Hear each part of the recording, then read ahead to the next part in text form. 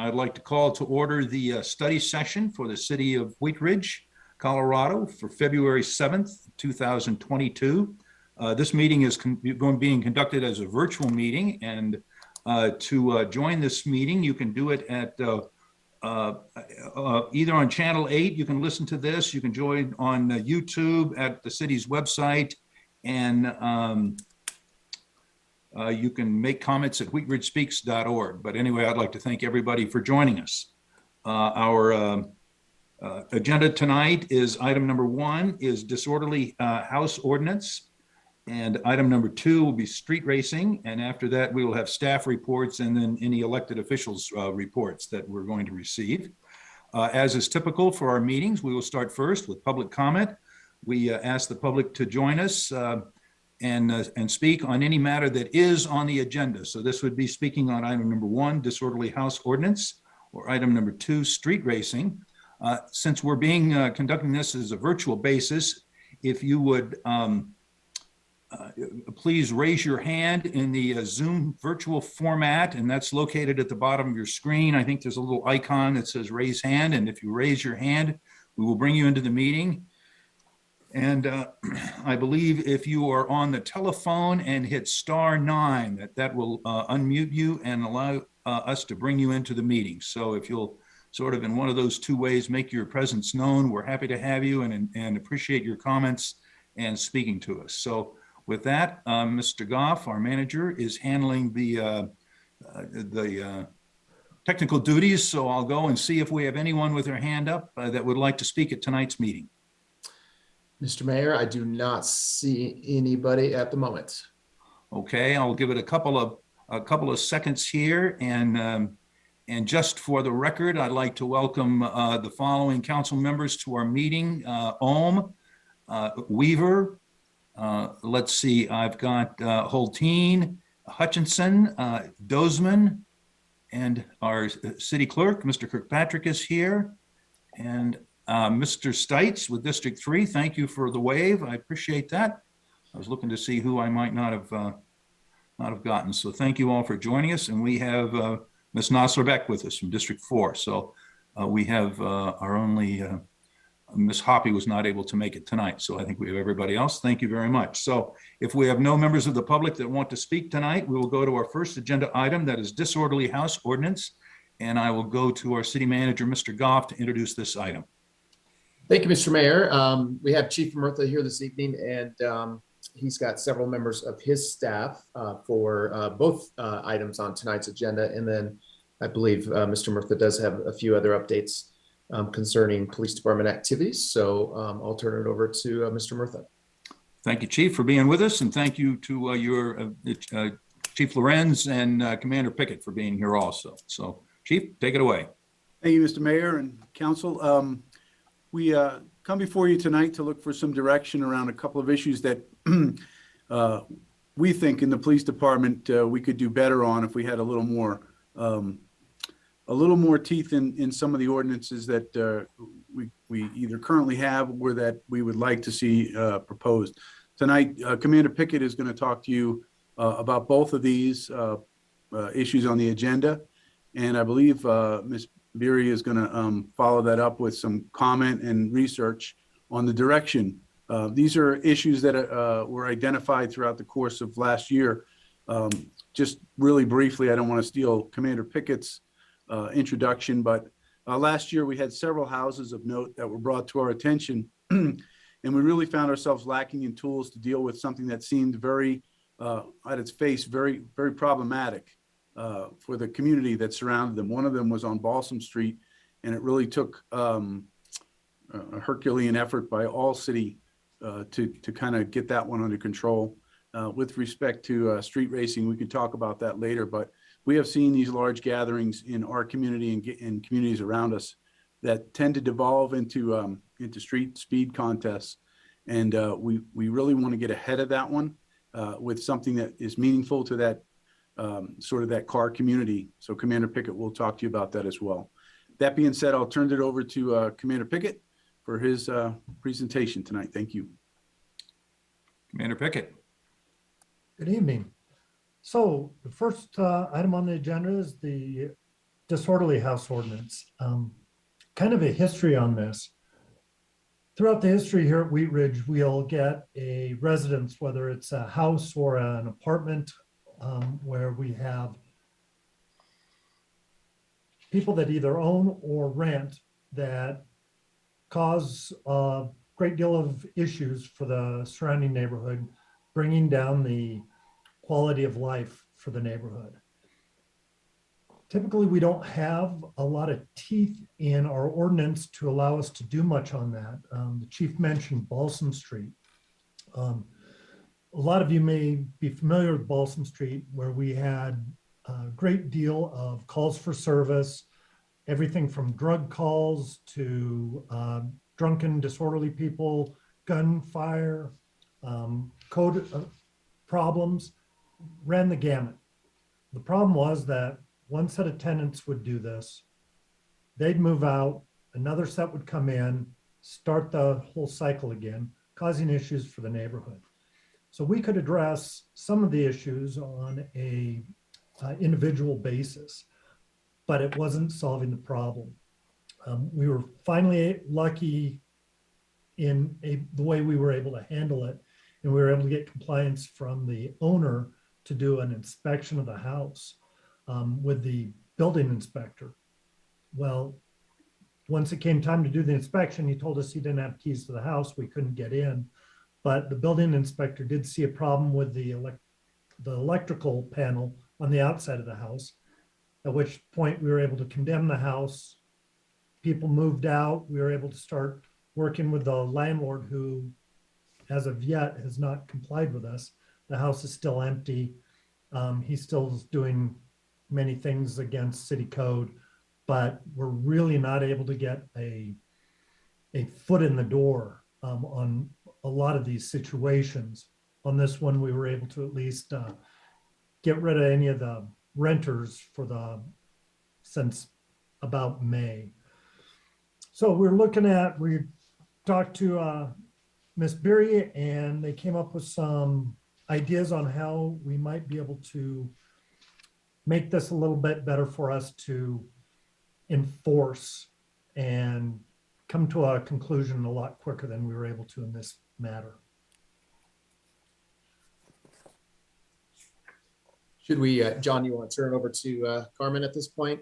And I'm Certainly. sorry, I should have introduced her, Carmen. I'm not sure if Carmen, you met the whole new council. Scott's our newest, I guess, Mr. Ohm, but Carmen Beery's with Jerry Dahl's office, and she, as the chief and John mentioned, has been working with us on these two agenda items this evening. Carmen? Thank you, Patrick. Good evening, Mayor and Council. I will just piggyback on what Commander Pickett introed for you all and briefly address sort of the bottom line results of our legal research here in our office before I direct you to the choices that I think you have to make this evening and that we would like as staff your input on, Council. So Commander Pickett laid out kind of the real world experience that has led to the PD's desire to ask you tonight about this, both these issues, but this one first being the disorderly house code section that exists. And I will, again, briefly sort of let you know what we did here as a result of the chief and commander's inquiry to our office in terms of what can we do to potentially strengthen existing code section 15-26. That's the existing disorderly house ordinance. And Mayor and Council, that code section right now is about 3 sentences long, and it essentially says the keeping of any dwelling, boarding house, rooming house, or other residential property in violation of any provision of this chapter, which is the nuisance chapter, or of chapter 26, which is our land use or zoning chapter, as you know, including occupancy limitations. Any residential property that violates our nuisance code, chapter 15, or our zoning code is a nuisance and a disorderly house, and therefore can be abated in the way that any other nuisance is abated under chapter 15. It also further defined a disorderly house as one that generates law enforcement calls disproportionate to other properties in the neighborhood, or which negatively affects neighboring properties and or residents, whether by noise or maintenance or noxious and offensive behavior that's injurious to the public health, safety, and welfare. Okay, so under the existing code section, to initiate a nuisance abatement process under Chapter 15, the Commander Pickett and his folks and our good patrol officers out there have to essentially either find a nuisance violation, a violation of the zoning code, or use this sort of nebulous, offensive, obnoxious behavior kind of a language to initiate abatement proceedings. That, as Commander Pickett has outlined, has led to some difficulty in queuing things up, certainly quickly, and sometimes the definitional challenges are there for offices. Well, at what point does something come disproportionate? How many calls are disproportionate to the area? What kind of behavior truly rises to the level of obnoxious, right? So we looked at the existing code section and what other potentially jurisdictions across the country are doing in Colorado, and have discovered that in particularly over the last couple decades, 15 to 20 years, our research revealed that more and more communities are dealing with this very problem by what are known as chronic nuisance ordinances. You see that in the memo that I supplemented Commander Pickett's memo with our legal memo. And those kind of chronic nuisance ordinances, CNOs, because everything must have an acronym. Those CNOs have proven effective in other communities, I think, by more definitively defining what a chronic nuisance property is, right? Whether that's listing particular crimes that may lead to a finding of chronic nuisance, or by setting a certain number, a threshold of calls that are disproportionate, right? So that it's not so nebulous. And we have discovered that these kinds of CNOs or chronic nuisance ordinances have led to more effective enforcement, again, because they are more definitive. So they not only give our officers a little more direction, but they effectively put the public on notice, right? What is prohibited, which is important to our office, right, legally. And our research has revealed that those kinds of ordinances have proven out to be constitutional if, as I outlined in my memo, certain elements are present in the ordinance. And bottom line, Mayor and Council, adequate notice is one of those important elements that we would include in such an ordinance if you would like to see one. Containment of unbridled discretion, as I mentioned, so the more sort of definitional certainty, the better. That's an important element for constitutional considerations. And finally, the third issue we've identified on the very last page of my memo to you is ensuring that a draft ordinance, if you would like to see one, does not discourage legitimate calls for service, right? The point of these CNOs and these ordinances, and I think the policy goal for governing bodies like you, is not to discourage folks who need to call for law enforcement to call, not at all. Rather, it is to address the sorts of properties that Commander Pickett described, where there are just a lot of calls for service that are really being generated from outside, that are complaints, sometimes from inside too, let's be fair. But we think that we can effectively deal with that policy consideration, as I outlined in my memo, by having some findings in the ordinance to that end, that the goal, the legislative intent, is not to frustrate legitimate calls, but rather to deal with nuisance properties, as well as to educate, right, our folks when we roll out such an ordinance about maybe how to flag or when not to flag as a chronic nuisance property. based on the kind of call, right? Officer discretion is always key in any law enforcement context. So Mayor and Council, those are the very basic kinds of legal issues that we looked at and I think have come to a place where we're comfortable supporting the PD's request to pursue an ordinance like that, a CNO ordinance. Ultimately, we recognize that is your decision whether or not to pursue such an ordinance. On the very last page of the memo from me to you, I identify what I think are certain options that you have, no surprise, 3 of them. And one is to authorize our office to work in concert with the PD to prepare an ordinance along the lines that we have researched and we see in a lot of other jurisdictions, a CNO ordinance, a chronic nuisance ordinance, that basically pumps up and gives more muscle and is a little bigger animal than the existing code section 1526. That is one option.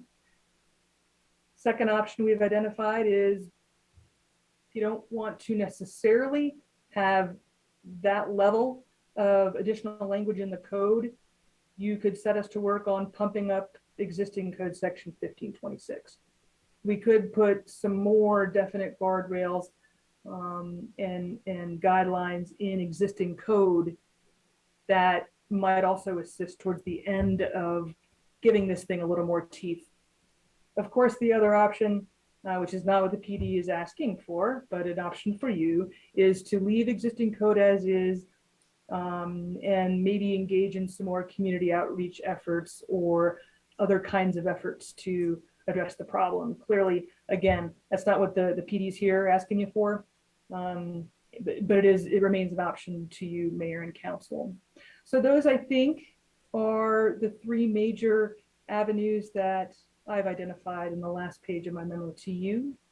I'm happy to answer any questions you might have about the law or anything else or your options, Mayor and Council. Okay, thank you very much, Ms. Berry and Commander Pickett for that presentation. We will open this up for questions or comments from council. So let's get the discussion going. Councilwoman Hulteen.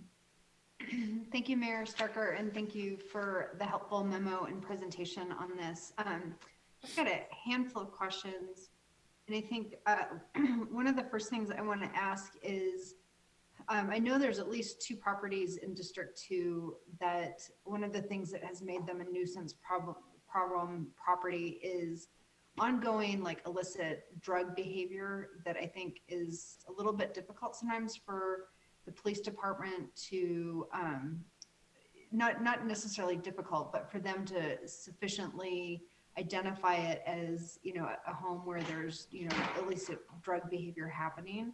It takes monitoring and a little bit more sort of protocol and in-depth policing to actually, you know, identify that as the problem. So how is that handled if we were to do like a pursuing one of the nuisance ordinances? Like how is a longer term police activity tracking impacted, since it's really like one thing over a long period of time that requires a lot of like police coordination and resources, as opposed to neighbors fighting and smashing and being annoying and being called all the time? Like, how would that kind of weigh into that particular approach? That may be in terms of, great question, in terms of the record keeping, the tracking, I might defer to Commander Pickett or those who are more knowledgeable on how those things might get tracked in the PD. But Councilor, I think your question is a good one in that it highlights that kind of activity that you just described, right? Maybe illicit drug use that's chronic in and around a property would not be captured by existing code section, by the 3rd option that we've identified, by leaving 1526 as it is, because that is now designed to address, again, nuisance issues and zoning issues, and maybe not our general offense sorts of issues. So in terms of how an ordinance might address and capture what you're describing, I think new code language would be required to address that And it would be code language that further defines chronic nuisance behavior and qualifying, right, chronic nuisance behavior as including what you described. I think you've hit on kind of a hole in what is currently there. As far as the logistics on how that would be, tracked in our record keeping system, I'm not sure. Commander Pickett, can you speak to that, or Chief? I just a couple comments on that. Number one, a drug operation is not exclusive or not outside of a disorderly house. There may be two angles to attack a situation like that where you have ongoing drug dealing. One of them, if we were to fashion this law in such a way, could be through disorderly house, and another could obviously be through direct arrest. Right now, if you have observations and you make an arrest, it doesn't really in and of itself lend to disorderly house. But if we can work the language, I think the goal of disorderly house is to disrupt that house or to eliminate it from the neighborhood, which you wouldn't get if you just arrested people constantly for potentially for drug dealing. You might, but we've found some holes in this current ordinance that give us pause to think that we might not be able to overcome that and get a disorderly house. So you may have continuing drug operations in a house, and it may not be categorized as a disorderly house. I don't know, Jim, do you have more on that?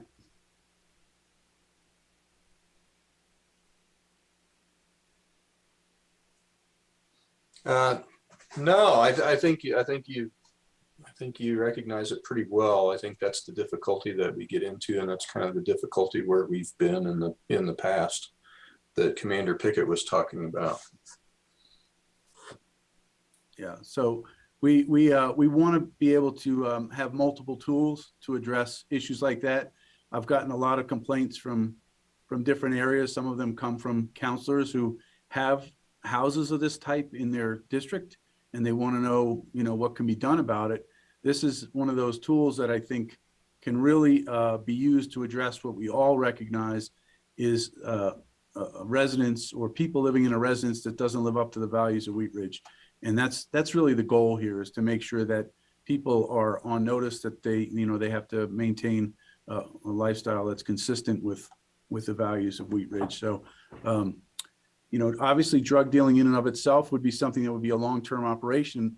And in the past, we can tend to lose track. The departmental memory doesn't exist easily anywhere. You have to go back and research it. Now we do keep, lately in the last year, we've kept a record of our top 5 offenders by call. So we know that if I go back to using our example on Balsam, had we done this 2-3 years ago, 5 years ago, I guess, when the problem started, it would have come up on our radar, and we would have been able to put more attention on it. We may possibly have made a disorderly house case given the current, the current ordinance. However, we really just kept taking calls, and there was nobody there collecting the data. Now, at least we keep the top 5, and we know if there's a home residence in Wheat Ridge that is really causing the neighbors a lot of angst. So we do that, but over time, and with different shifts and different supervisors, there was never a good way to capture many different things happening at one address unless you specifically looked into it. We're trying to make even more improvements on that, but you're right. A long-term drug investigation might not get to the heart of what we're trying to do. That's why a more nimble, disorderly, with more definition to it and substance to it could probably get us to the conclusion we're going to reach down the road anyway, with less frustration for the neighbors. Great, thank you for that. So before I ask my next question, I just want to say I'm very much in favor of pursuing a chronic nuisance ordinance. I think it's a way that we can really tailor what's going to work for our community and give more tools for our police department. I am a little bit concerned about how the police department would go about making distinctions between, we've recently approved short-term rentals. We have a lot of neighbors who are concerned about our group home living situations.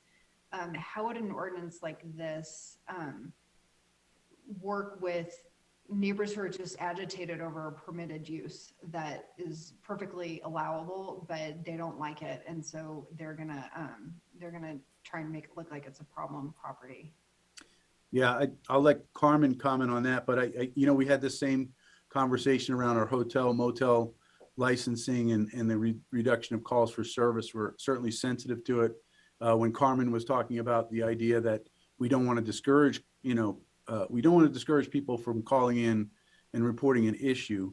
That's certainly part of it, but we also don't want to encourage people to just call because they know that's the way to get rid of somebody they don't like next door.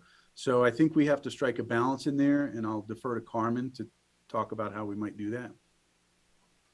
Yeah, and that's precisely right what we raised sort of on the last page of our memo, which is, look, I think the language needs to be crafted, and it would be our job to work on that again articulates that it's not just volume of calls, right? We, as you've identified, can't simply rely on, I think, a numerical sweet spot for that.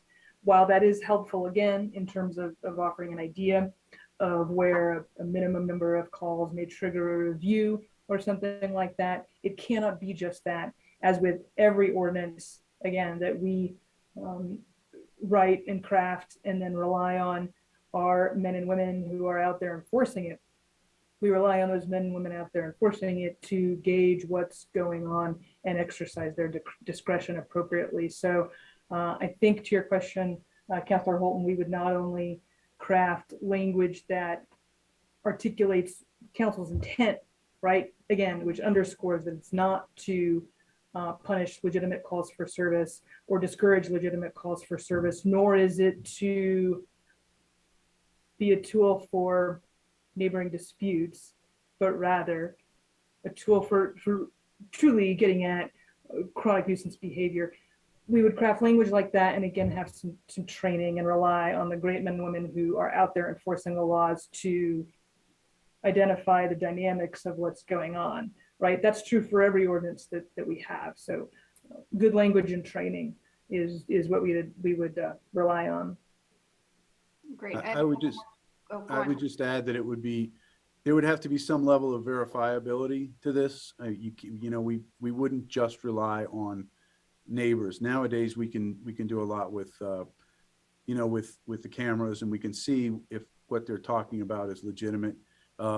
Just using Ring cameras. Is there a lot of transient traffic in and out? Well, that's easy enough usually to figure out. Are there gunshots? Do we have multiple neighbors who are verifying that?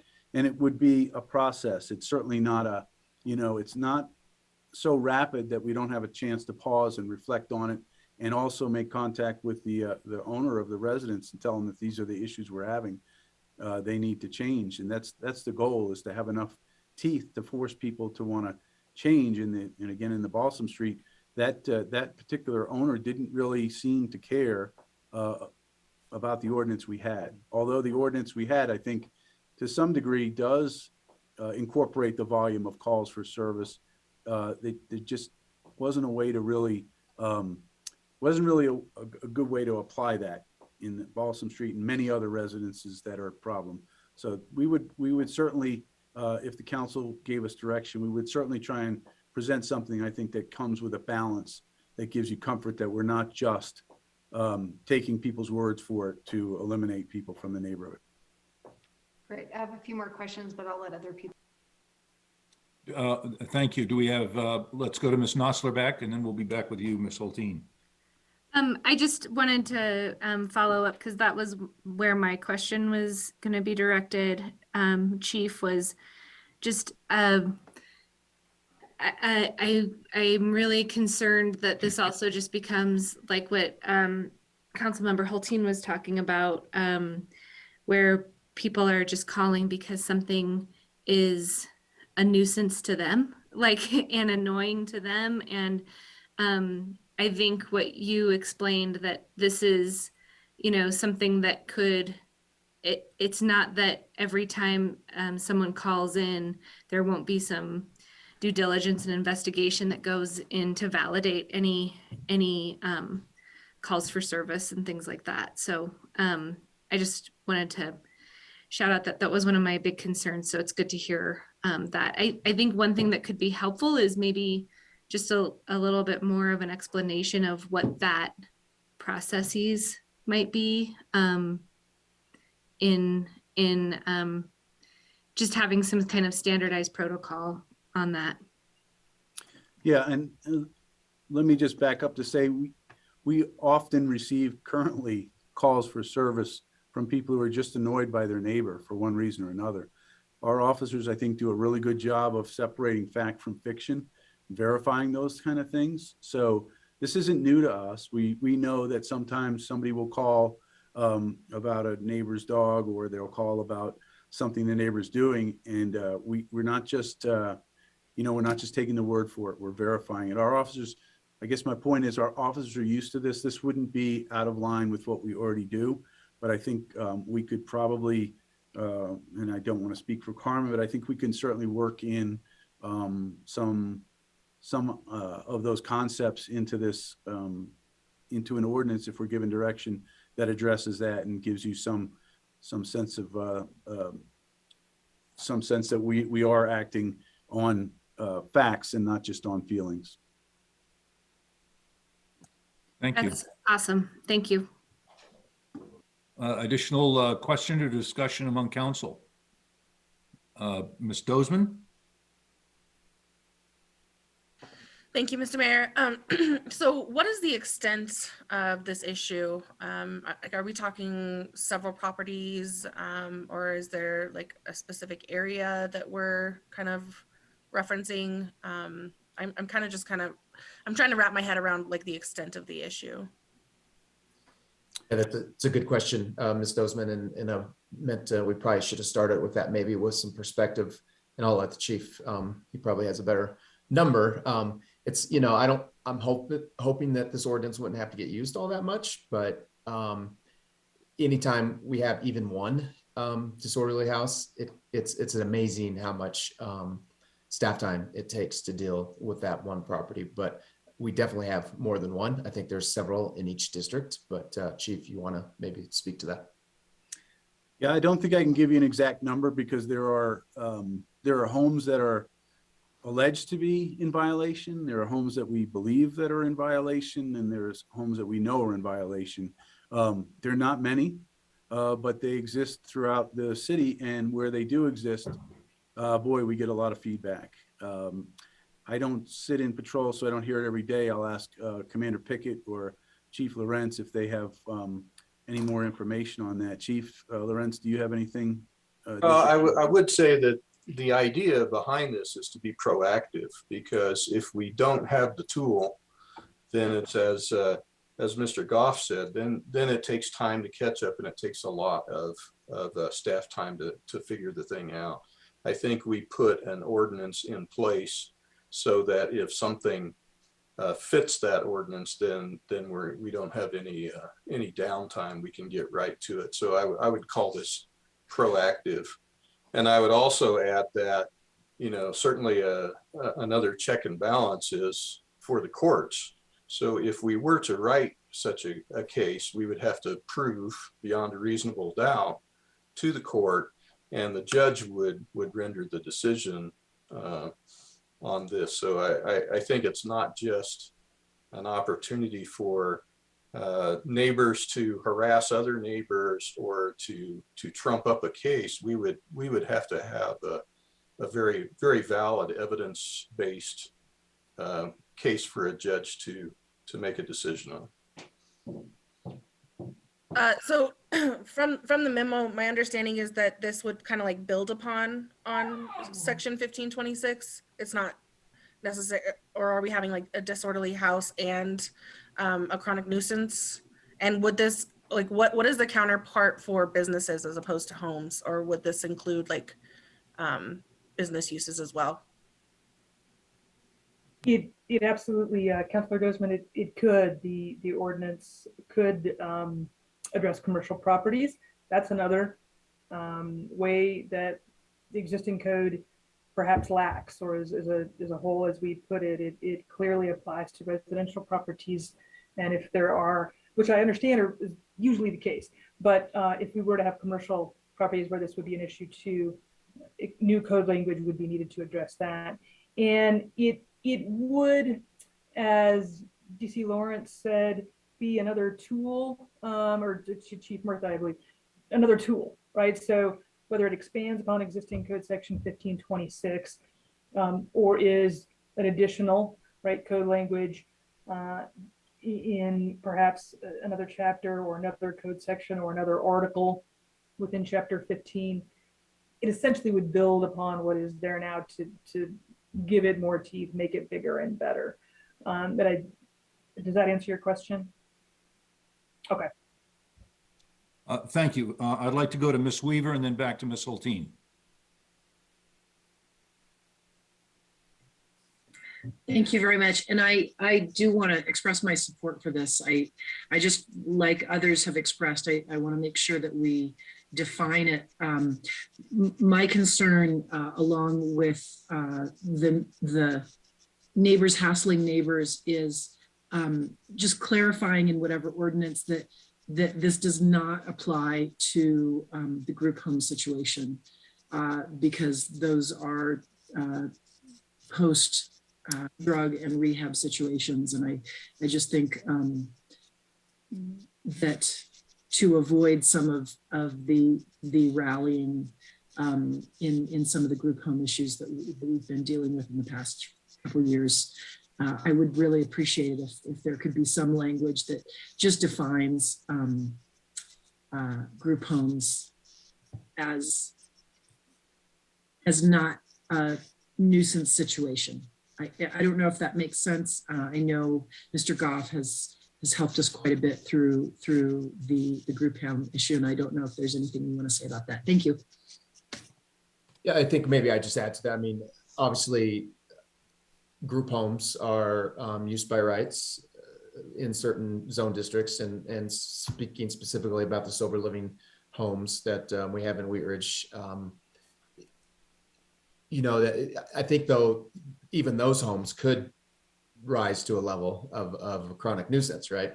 And I don't think we want to exempt them from this ordinance if they do rise. I mean, if they're having drug activities unrelated to addiction services and you know, loud music and you know, whatever, prostitution or whatever going on. Sure. I think that, yeah, but I know what you're saying, and I think we could come up with language that speaks to that Yeah. group homes as they're allowed are not a nuisance just because they have 11 people in the house, right? Yeah, exactly. Thank you. Thank you. And Council Member Hulteen. Thank you, Mr. Mayor. You know, the Balsam House that's being referenced tonight, we had a chance to meet with those neighbors, and recently I actually sort of met up when it was a virtual meeting because it was during COVID, and I met one of the neighbors in person, and this house is, you know, just down the street from me. And, you know, I got together with her and I was just, you know, talking, I was like going on about how great Wheat Ridge is and all the charms of Wheat Ridge. And, you know, she said to me, she's like, I've just got to be really honest, like the house, the nuisance house has been such a bad experience for us that we really haven't felt that way about the city. And if it didn't get resolved, we were going to move. And I think I just want to share that because, you know, hopefully we don't have to activate this often, but, you know, for the real properties that this really is a problem. I mean, it's severely impacting the quality of life for the people who live around them, and, you know, for them feeling, you know, safe and secure in our community. So I think it's really important that we strengthen our police department's tools to do this. And I support drafting an ordinance and not doing communications or really not even trying to build on the framework of an ineffective ordinance. I'm up for tackling it from, you know, the ground up here if we're going to do this. And, you know, a couple things for me that are important. The integration of the landlord and the tenants and the notification and abatement is really important because, as we learned on Balsam, the problem tenants were from a problem landlord. And And it's not always tenants and landlords. Could be people who are homeowners or can be huge problems too. But that, co-accountability, ultimately recognizing that if a landlord can't take accountability for their tenants, that is the landlord's problem at some point too. So I really like how that's been addressed and proposed in here. And I like that we would have more teeth and strength for that accountability. The question about businesses, we have some businesses that are a little bit of a problem too. They tend to have a different range of problems than a house in a neighborhood, but they can create some pretty severe nuisances as well. So I would be interested in looking at how we'd address commercial and industrial and mixed use properties as well in that. And then I guess this is a little bit more of a question, but at the end of the day, what are the enforcement tools that we would be looking at? I think the enforcement of this is the tricky part, right? We on Balsam in a way kind of got lucky that they had something that we could condemn the house over and force them to fix that before it was habitable. But what kind of enforcement, and what are some of the sort of the escalating enforcements? I mean, do we offer, do we have an ombudsman in the city anymore? How would that kind of escalate? How would the enforcement options be that we would be presented to consider for this? I could address sorry, Chief. I was going to say, Carmen, that's probably something you can address better than I can, but it falls into the pattern of many of our ordinances where it's sort of an escalating situation, I think. But go ahead, Carmen. Sorry. No, perfectly fine. Amongst the tools that already exist, right, are as Chief said, escalating fines. We under Chapter 15 have an abatement process. The real or one of the sort of the carrot and stick mechanisms that we have seen in other chronic nuisance ordinances that we don't have, right? A tool that we would like to add is potentially the incentive to, as Councilor Hulteen, you alluded to the co-accountability, right, of landlord and tenant, and to incentivize the landlord to voluntarily come to the table with the city for an abatement plan and to get the owners, if possible, buy-in to a plan, which would then eliminate the need to have further enforcement consequences on her or his property. Most importantly, or maybe meaningful or impactful for a landowner, are things like liens, right? True costs to them as an owner that they have to ultimately pay, whether they have tenants or not, or as you mentioned, right, code enforcement, red tagging, do not occupy kinds of remedies as well. But enforcement could be abatement efforts, which we have, incentivizing voluntary abatement plans that if they fail to be met, if they are broken by the owner who's entered into them, that then immediate citation into court and immediate remedies that are more quick than what we usually have are then authorized if they knowingly and willingly enter into what's basically like a plea agreement, an abatement plan with us. And again, escalating fines, those are other kinds of motivations and incentives and remedies that we hope to have. The more, I guess, in the menu, right, of those remedial kinds of options, the better, because some remedies is, right, all the PD folks on here will tell you, some remedies work for some and not for others. So to have a more of a menu of options in terms of enforcement and ways to approach and skin a cat, the more the better, right? Because people respond differently to things. And then just one last thing. So landlords and tenants are in a legal agreement, so they're bound by certain legal obligations. What happens when we work with, if there's a problem home and one of the abatements is for the tenants to be evicted, how does that work against like their lease in terms of the landlord? I mean, I know we're not all lawyers here. Some of us are, but not all of us. But I mean, does that run into a problem where the tenants are a problem, but not violating the lease, and the landlord can't kick the tenants out because of the lease would be a violation of the lease? Like, have we encountered that, or is that something that we have to take into consideration? And, principally, clearly, that would be an issue, right? A contractual or a civil issue between those two parties. So is that something that the city sort of delves into? Maybe not directly. Is it a consideration, right? Is it something you all as policymakers should think about? Sure. And I'd say, although I'm not an expert in landlord-tenant law or advise landlords in my daily life, most leases, right, that I've experienced and seen do require that occupancy comply with all laws, right? That occupancy of the premise be not only what's intended and listed as the purpose under the lease, but that it be in compliance with all applicable laws, right? So to that point, a tenant who has led to a property being found a chronic nuisance property or otherwise used for unlawful purposes would probably violate the lease as a baseline.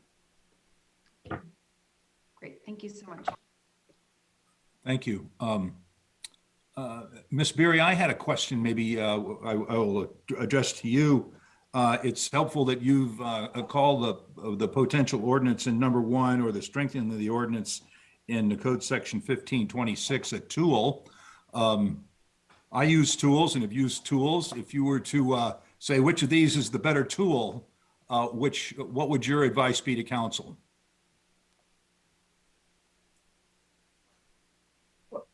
While the people who use these tools in their day-to-day are people other than me, this would be your chief, your DC, your commander. I think, Mayor, certainly the bigger tool, the more powerful tool is one. And whether that's that power is more effective, I think is maybe a better question for Commander Pickett or Chief Murtha or DC Lawrence. And I maybe, would sort of throw in there what's more flexible and gives us better options to deal with issues that happen in the real world. In my view, that's without question one, right? I think in option one, having another code section, a bigger code section that doesn't simply build on what's there, I think that would provide the PD with more flexibility, with more heads on the same tool. Sure. And Chief, I'll give you the opportunity to sort of weigh in also.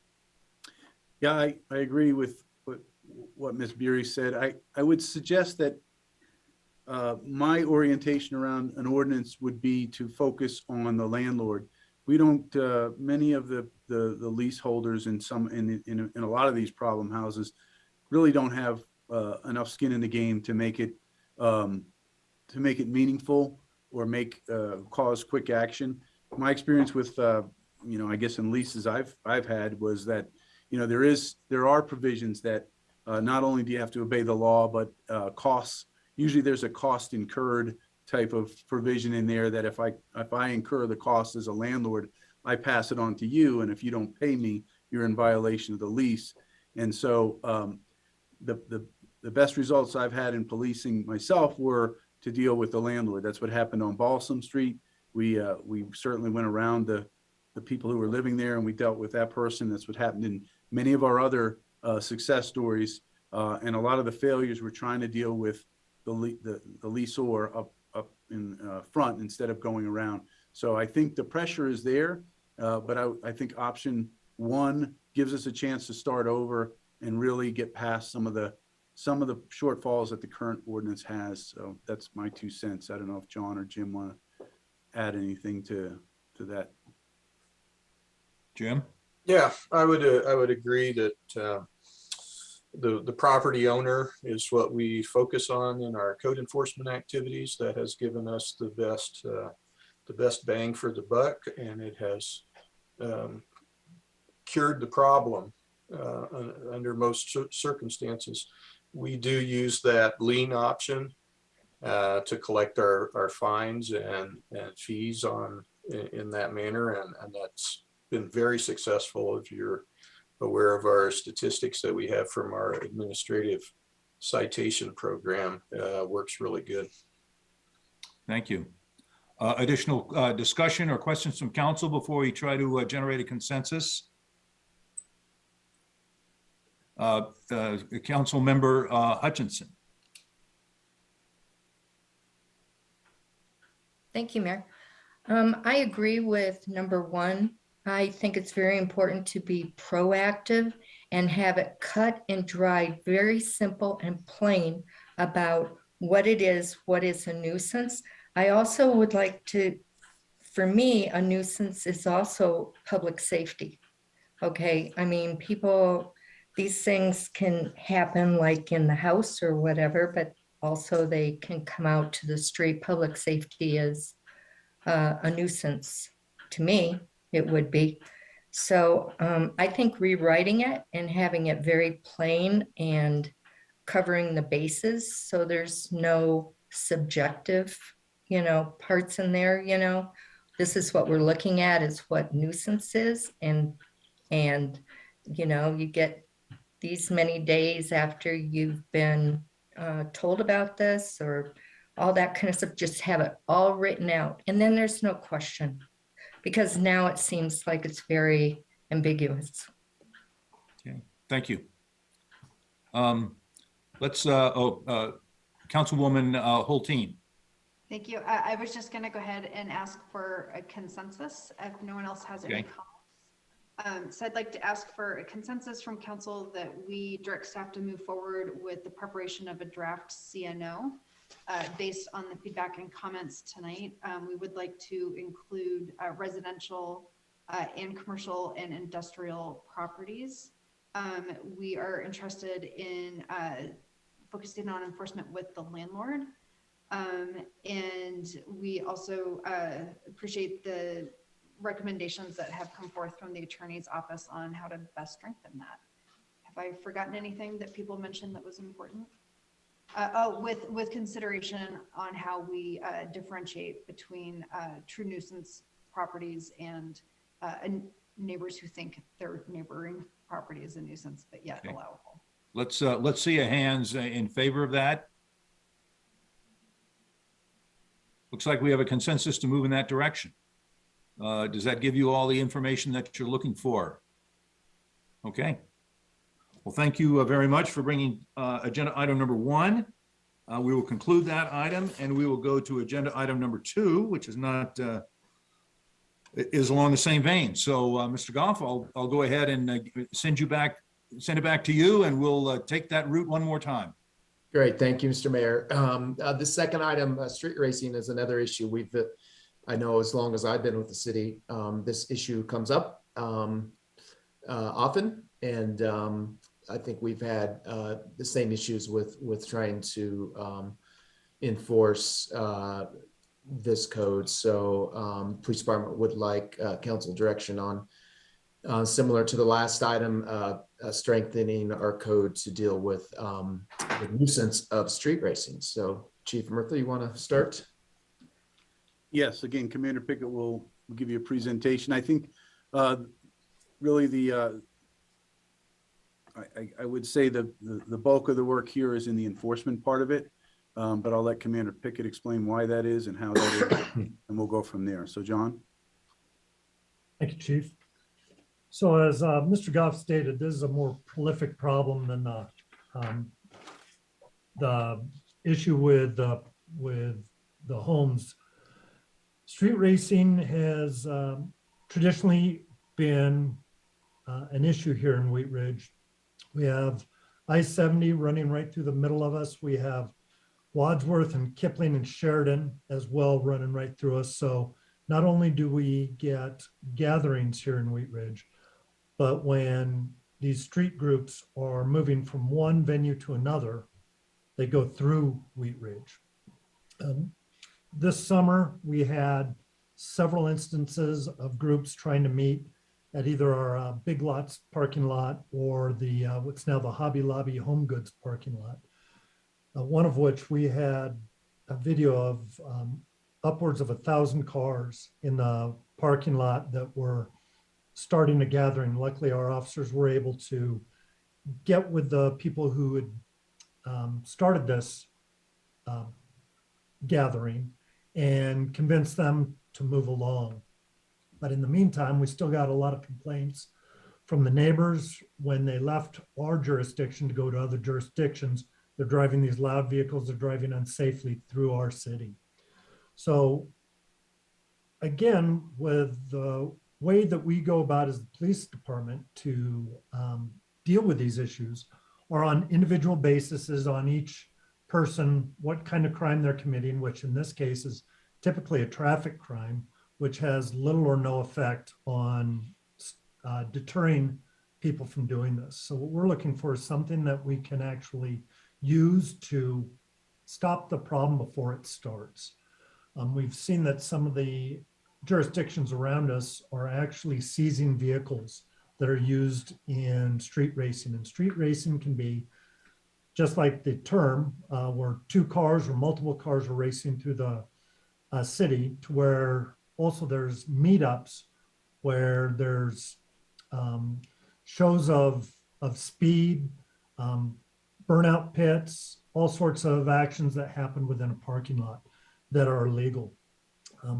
With looking at these jurisdictions around us, we've seen that Denver and Aurora have ordinances that allow them to seize the vehicles.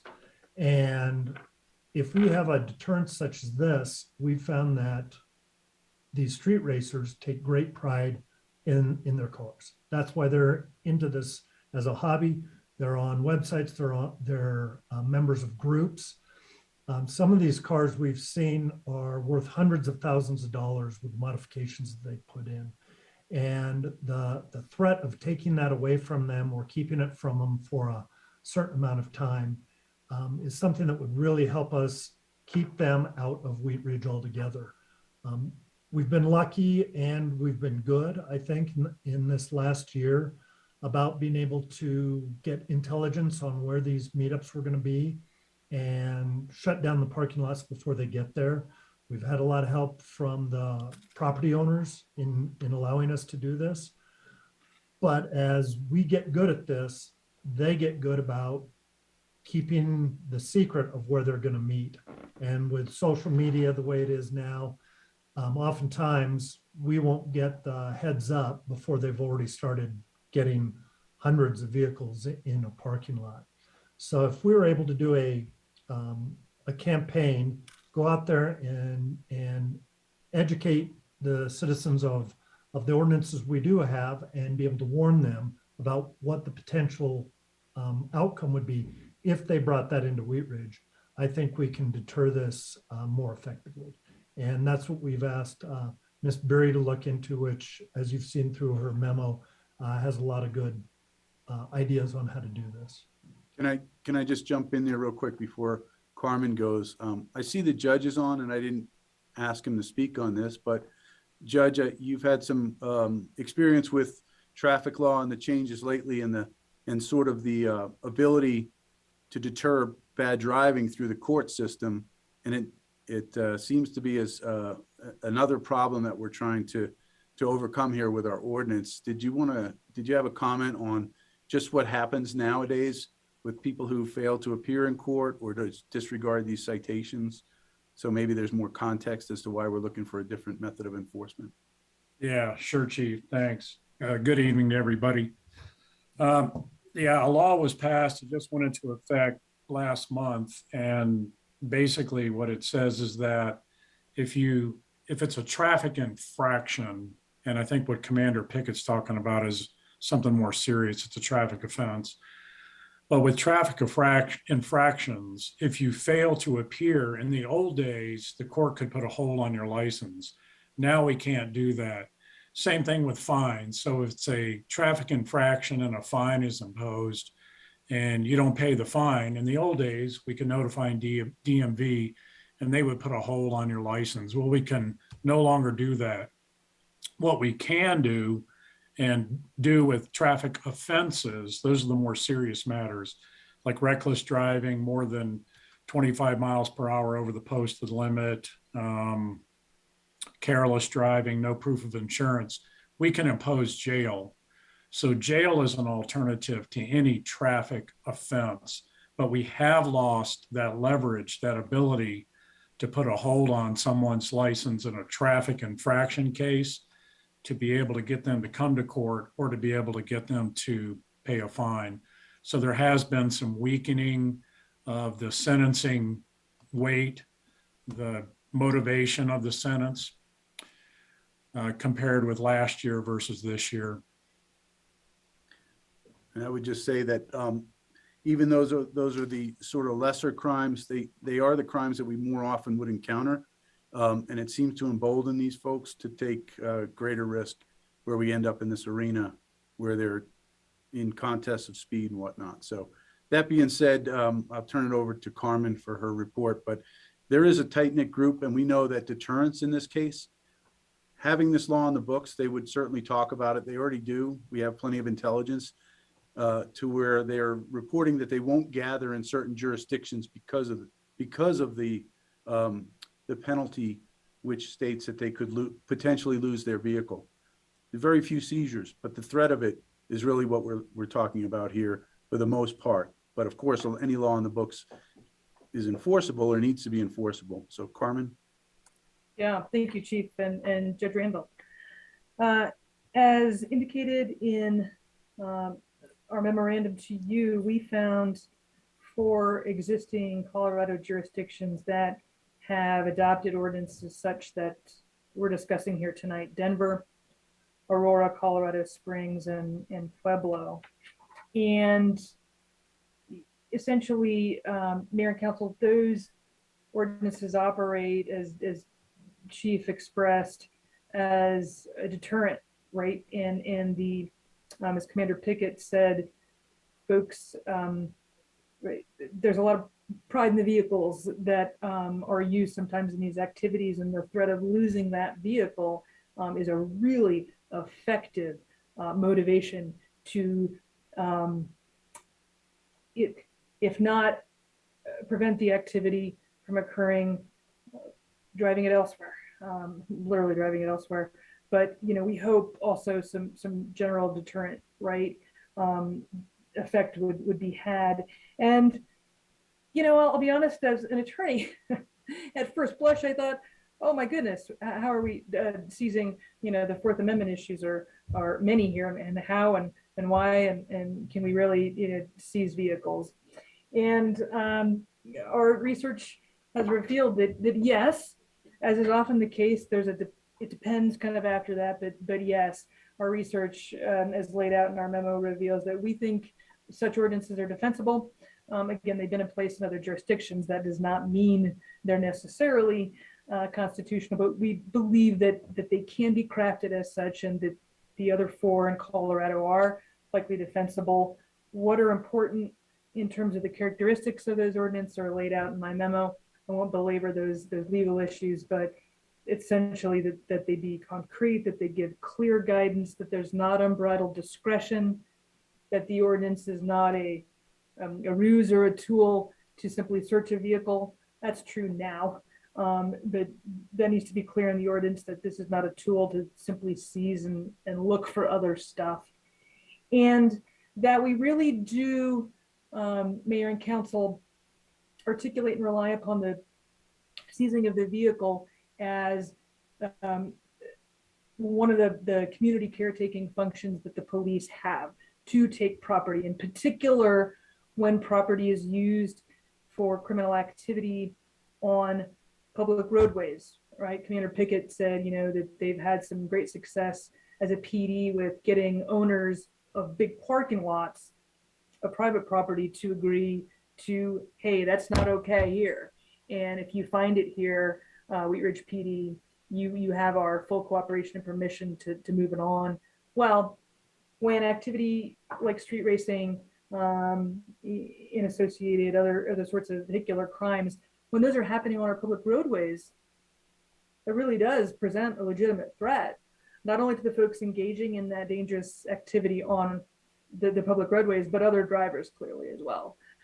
So an ordinance that articulates and relies upon that legitimate government purpose to take property, that's important in our view to the constitutionality of the ordinance as well. And real big picture, because I was curious about this, how do these things work?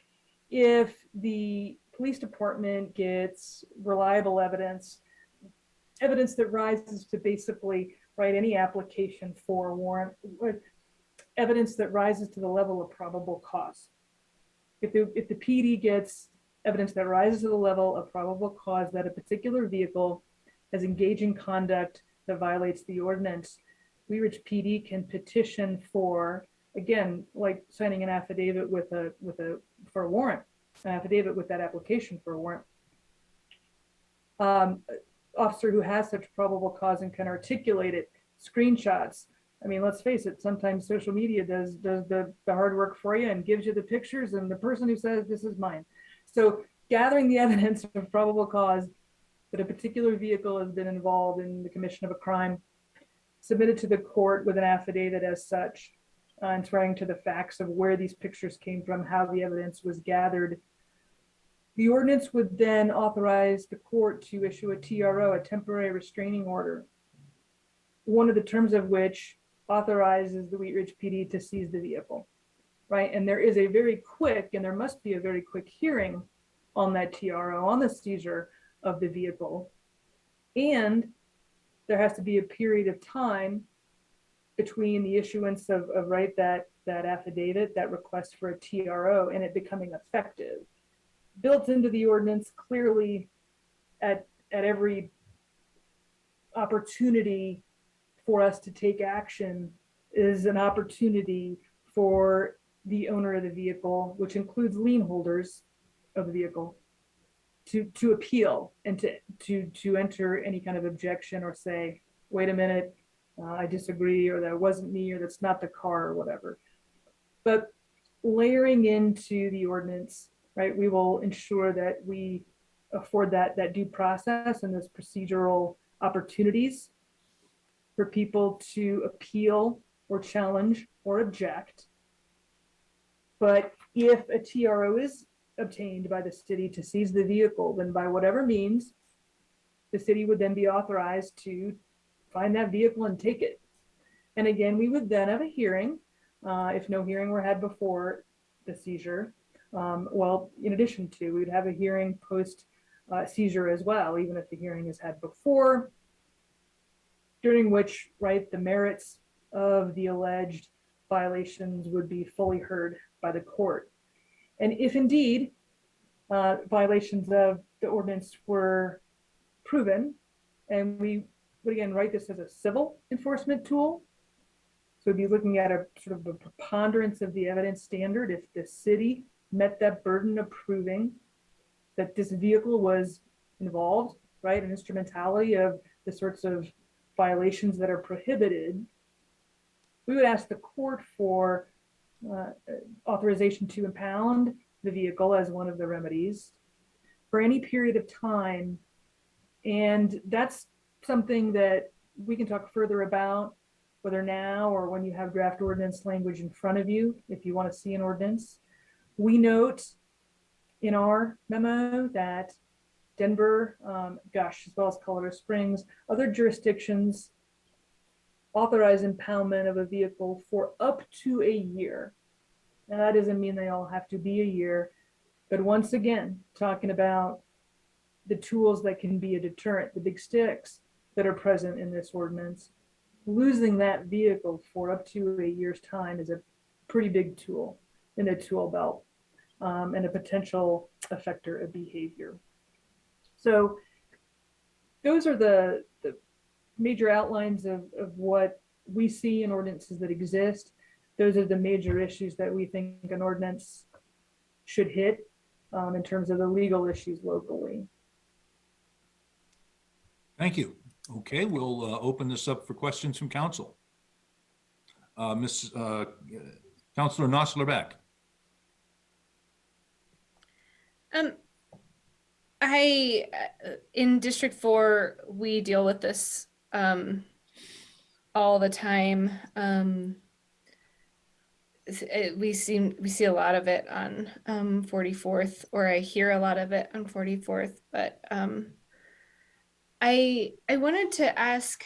It looks like we looked at other jurisdictions, but one thing that I also know happens pretty regularly is a lot of racing, and you mentioned how everything's tied together with I-70 and the city. And is the State Patrol doing anything, or CDOT, as it relates to street racing on I-70? I mean, it's one of those things that makes us a prime location, right? Is that there's lots of different options. And so I just want to make sure that if we're going to do this, that the right hand's talking to the left. I think I can address that. The whole metro area has basically a part-time task force that gets together and works together to address this issue. It includes Colorado State Patrol, it includes Denver, us, Thornton, most of the jurisdictions in the area. And we communicate with one another. The issue with I-70 is we can't really leave that to Colorado State Patrol to do their enforcement on there, for the fact that in the Golden area, there may be, Golden meaning a Jefferson County metro area, there may be 2 or 1 or 0 state troopers working at a time. So it's really up to Wheat Ridge to do the enforcement up there. And to answer your question, we are also communicate with them and work with them on deterrence through the metro area. So, and just as a kind of, I guess it's a follow-up to that. So does Wheat Ridge, and this is me just asking a question because I don't know the answer, does Wheat Ridge then patrol on I-70? Yeah, We can. Okay. Yes, we have full jurisdiction on I-70. Okay. Got it. I learned something. Thank you. We also handle all the accidents on I-70. Okay, that explains what I've been seeing. Got it. Thank you. Thank you. Okay. Councilmember Ohm. Thank you, Mayor.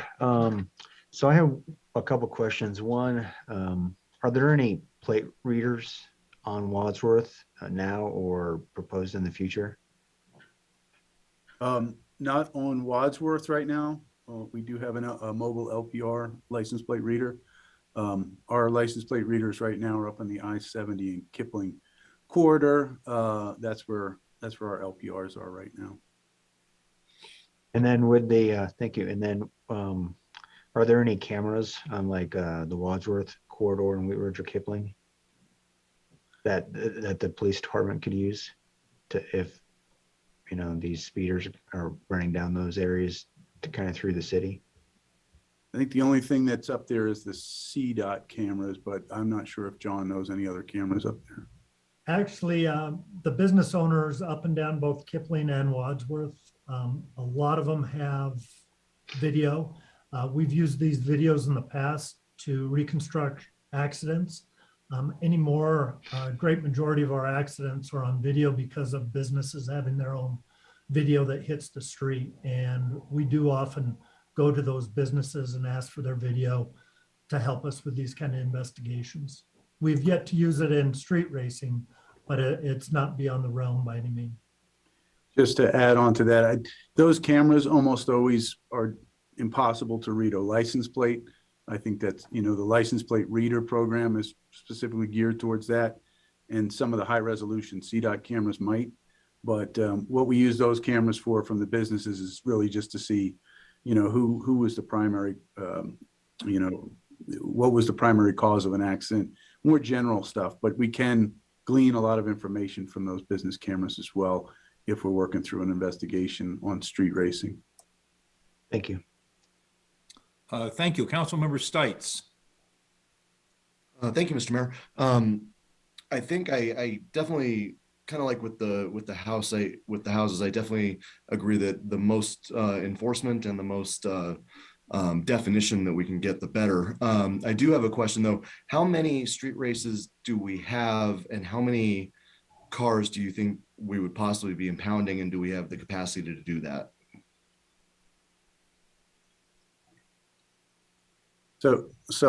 What I can tell you is we get street racing complaints often. I don't know, have the specific number. Normally, by the time we get an officer to respond, they're gone. They're no longer there. Obviously, on I-70, a lot of that is street racing through the city. And if we don't have somebody on specifically assigned to I-70, they're out of our jurisdiction before we know it. So I don't think there's a quantifiable way to say it. I would suggest to you that this is more of a preventative measure or a proactive measure than it is sort of a response to a numeric number of street racing. We know that these gatherings that Commander Pickett talked about will often result in challenge matches in the street. We're trying to prevent, I think, a serious accident in the future. So this is a little more proactive than reacting to what we're seeing. We certainly have people who complain about racing on I-70 all the time. We have people who complain about street racing in the city, but there's no specific number. As far as how many vehicles we would impound, I think this is aimed at deterrence, quite frankly. I was going to talk about this maybe in staff reports, but I'll say now, in 2020, we had 47 cases where vehicles eluded us. In 2021, we had 145 cases where vehicles eluded us. We would expect most vehicles wouldn't stop. That's been the rule of thumb. They're souped up cars and they know we won't chase them. But if we had the ability to go back, recreate it, and then, on a very infrequent basis, we might be able to make a case. It would certainly send a message to the greater community that Wheat Ridge doesn't tolerate it. So I guess the ends would justify the means here. In other words, if we could take a car and make a difference to the street racing community by advertising it, it wouldn't take many. It would take, 2 or 3, and we have the capacity for that. And I think we have plenty of capacity at Connolly's to impound it. I'm not exactly sure where these vehicles would go, but I think Connolly's is our tow agent, and we're not looking to impound 1,000 cars. We know that we're not going to get 1,000, and more often than not, they're going to flee from us. But the ones we do go back to and catch and get on camera, that would be an example we would publicize and talk about it to make the difference. Thank you. Thank you, Council Member Hutchinson. Thank you, Mayor. I do have a question about the impounding part here. So these cars can be worth like $100,000. So if you're advertising that we're impounding cars, would that be in Wheat Ridge? And I was reading where they don't have to be indoors. They can just be within a fenced area. I can already see the writing on the wall. If somebody had a $100,000 car one way or another, they're going to try to get through a fence to get a car. Unless you impound it, what do? Take the tires off, or? I don't know. I guess I watch too much TV. I've seen that plenty of times, but since we know the owners, it's a pretty easy case to make. Even I could make that case to figure out who done it when they drive through a fence. But those are secure lots. Generally, they're surrounded by other vehicles. It's really hard to get in there and get them to begin with. Not impossible. And if they want to break down the fence and have their car for a couple hours, I can guarantee you a Wheat Ridge officer will probably be knocking on their door before too long, because once we've impounded it, we've gone through the process that Carmen laid out. We've gotten all the information we need, and now we've collected them up. So I don't know about the security of Connolly's lot per se. Maybe Jim or John can comment on that, but I don't see that as a problem. As a matter of fact, to drive through a fence with $100,000 car pretty much destroys it. But Well, Jim, did you want to add anything, or John? Chief, I can tell you from my own experience, having had my vehicle stolen and thankfully recovered by the Wheat Ridge Police Department, and it was impounded at Connolly's, and it was in the middle of the lot, and it's surrounded by all other cars. So they had to move a lot of cars. just for me to get back to see where it was and make a path for me to get out. So I don't think anybody's going to come and try to get their car. Okay, thank you. Additional discussion. Division Chief Lorenz. I just wanted to bring up a point about a couple of cases that you may have been familiar with. I think they're extreme cases, but again, I think our goal is to be proactive and prepare for the worst in these kinds of cases. If you remember, it's been about 4 years. So a group of car enthusiasts and motorcyclists closed down I-25 in Denver. They shut down the entire interstate and burning rubber and different kinds of activities. The police came, they were able to identify at least 2 vehicles, and those were 2 that were impounded. Another situation was about 2 years ago in Aurora on 225.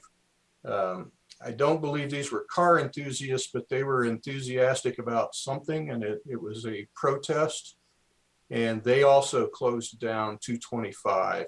There was also vehicles that tried to drive through their barricade, and shots were fired, if you remember that particular incident. A lot of times when you get a lot of people together and there's a lot of testosterone or alcohol or whatever going on, people can get hurt and it can be dangerous. So I think what we are looking for is, again, additional tools to be proactive. If something horrible happened, it could very likely happen on I-70, and it could very likely happen within our jurisdiction. And if we had this type of a tool to seek out vehicle owners and seize that property, then I think that would be helpful to us. Thank you. Councilmember Hulteen. Thank you, Mayor Starker. So I'm looking for some input per the memo here. They're specifically asking us to give guidance on if we are going to be penalizing owners of vehicles, drivers of vehicles, or both. I would like to propose that we penalize both, unless there's clear directive or good reason from the police department not to do that. Is there any objections from counselors before I put together a consensus on that? The only thing I would add is that if it's a stolen vehicle, I don't think you'd want to go after the owner of the vehicle. Good point. All right, and then the other thing they're looking for input is if impoundment for 1 year is something that the police department feels would be a sufficient deterrent, and something that the police department feels that they can manage and would work for their capacity. With talking with Denver and the district attorney over there, we found that the actual impound for a year rarely happens. What happens is a negotiation to return the vehicle to someone who will promise not to give that vehicle to the person who was causing the issues. So best case scenario, we only keep the car for a short time. Worst case scenario, it goes to Connolly's and builds up a whole lot of fees for the owner. So we do have the capacity for what we foresee to happen. So that would be drafted then for impoundment up to a year, with the discretion of the police department to use the impoundment as a negotiation for however that's worded. Is that? I don't think you'd have to I don't think you'd have to put the wording in there. We would certainly, I don't think Denver's has it, but I think they use it because it's just having that leverage of up to a year certainly gives a lot of leverage in negotiation. And really all we want is safer driving. We're not trying to take somebody's car. We don't want to hold on to it, have anybody file a lawsuit on behalf of that vehicle, but it can certainly change the outcome as opposed to a citation for driving. So up to a year, understanding that, it's sort of like any penalty on the books right now. they're all subject to plea negotiations. I think very rarely do you get a maximum penalty in anything nowadays.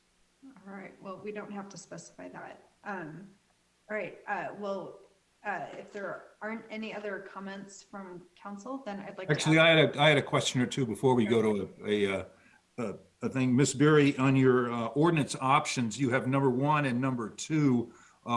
Is this an either or both recommendation?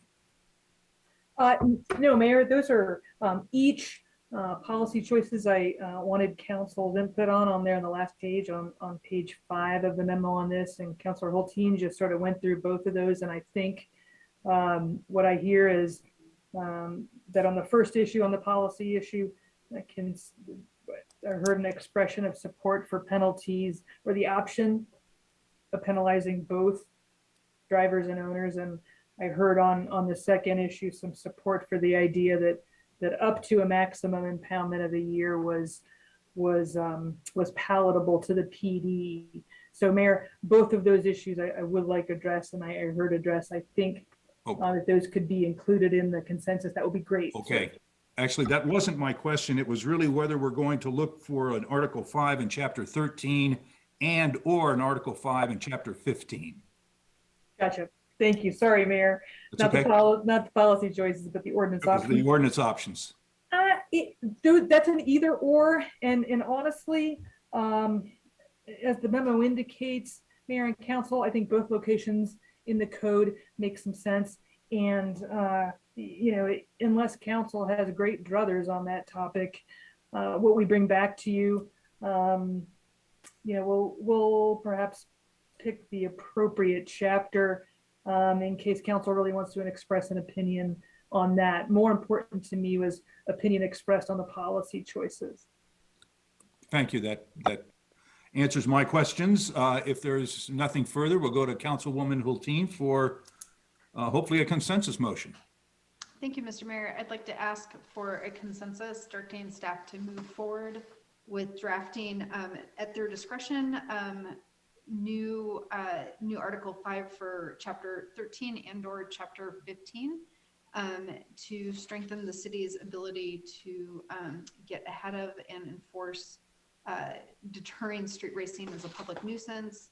And we are in support of penalizing owners of vehicles and drivers of vehicles with the exception of if the vehicle had been stolen, in which case the owner would not be penalized. And then we would be looking for a meaningful deterrence of impounding up to a year vehicles that are involved. Okay, if you would like to see that consensus, please raise your hand. Well, looks like we have consensus on that motion. If that provides the information that you require, is there anything that kind of does it? I think that's it. Thank you, Council. Okay. Appreciate it. Okay. Thank you, Council. Thank you, Mayor. Well, thank you. And I will, with tongue in cheek, say that I hope this doesn't apply to street racing of bicycles on the criterium and runner road races that do street racing on our streets and highways through the town. So, but I know that you're a cagey and very qualified law firm, and you will make those distinctions in this ordinance. So, thank you very much for that discussion and allowing me to sort of make a little humor in the midst of it. All right. We will go to agenda item number 3. That's our staff reports, and I'll go to Mr. Goff. Yeah, thank you, Mr. Mayor. It's a police department evening here, so we have the chief, and it looks like maybe Mr. Pickett and Mr. Lawrence is going to stick around. I think we have a few other updates that we would like to address this evening. So, Chief. Well, good. Well, it's nice to have you here. It's not all police all the time, but when you're here, we welcome you and want to hear from you. So, Chief, take it away. Yeah, thank you, Mr. Mayor. Like my wife says, I can take you in little doses, so I apologize for hearing myself speak so much tonight. I was hopeful there would be an opportunity to kind of give an update on some of the things in the police department, your police department, and just kind of get people caught up to speed on what's going on. So tonight, it's a little bit about what things are really rising to the level of my concern, I guess, and things that are good and bad with the state of policing in general, and about your Wheat Ridge Police Department. So I did put together a little bit of a PowerPoint. I'll see if I can screen share it here for you, and we'll go through this together. Let's see.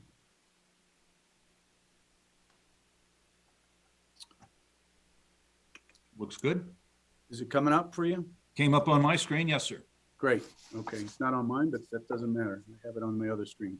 So just in general about the police department, and bear with me on this, but you know, over the last 2 years, policing in America, policing in Wheat Ridge has really become much more complex than it used to be.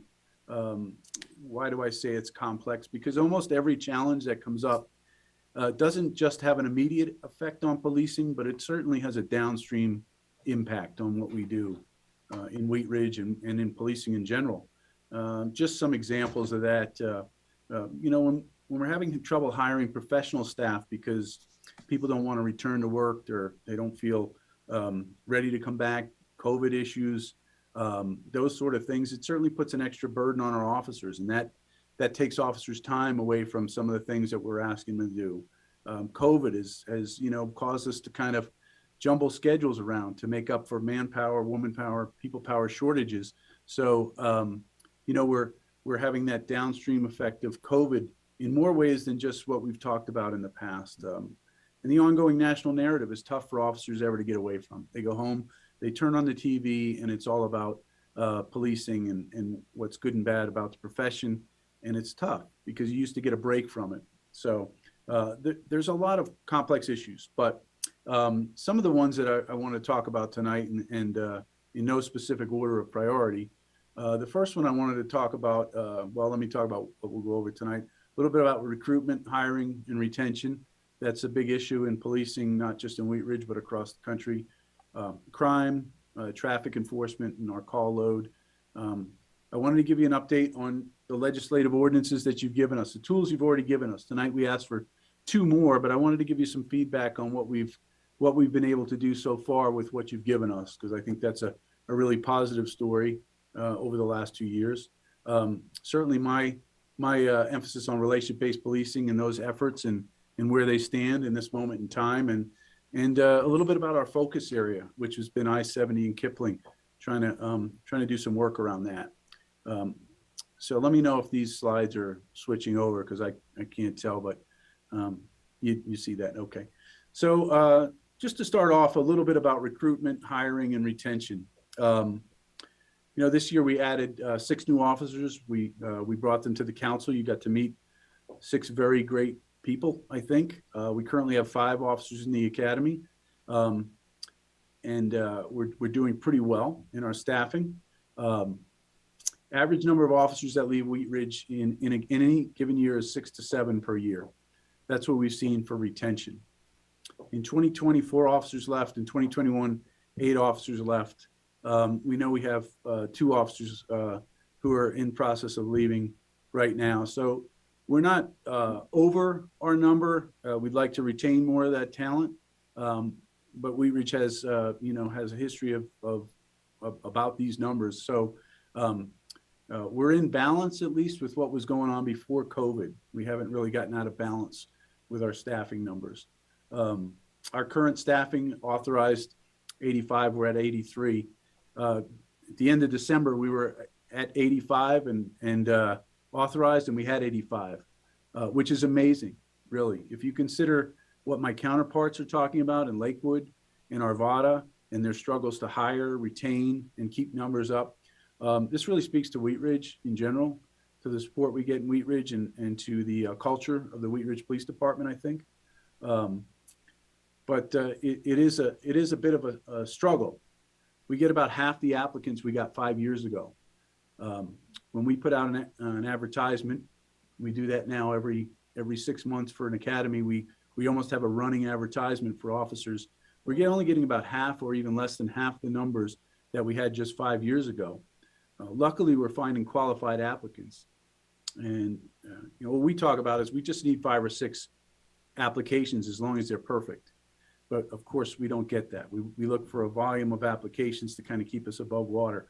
We're getting enough, but we're really on the edge right now where it's starting to look like it's getting to be slim pickings.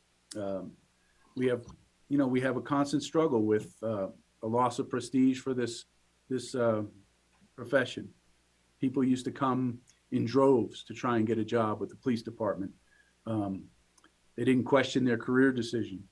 They didn't look at other opportunities. This was what they wanted to do, to be a public servant, to be a police officer. And it was a simple decision. Those things are much more complex now. Again, we're in a complex environment. Our hiring standards, certainly the relaxed standards in the society around drugs have made it difficult for us to, we've adjusted to some degree, but we certainly are not going to give in totally to some of the changes that the culture has made with respect to drugs in general. And officers have a lot of options. Officers have the upper hand right now. They really do. Not just officers, but people who could be officers have a lot of options. There is a deficit of jobs, as we all know, out there, and the qualified applicants we get could do many other jobs. We're lucky that many of them choose policing, but they could work anywhere. And we still get good qualified applicants. The greatest, in my opinion, the greatest selling point of Wheat Ridge, the Wheat Ridge Police Department, is our culture and our reputation. And internal referral is one of our strengths in our hiring. So I think that speaks well of this department. Again, we won't hire a substandard officer.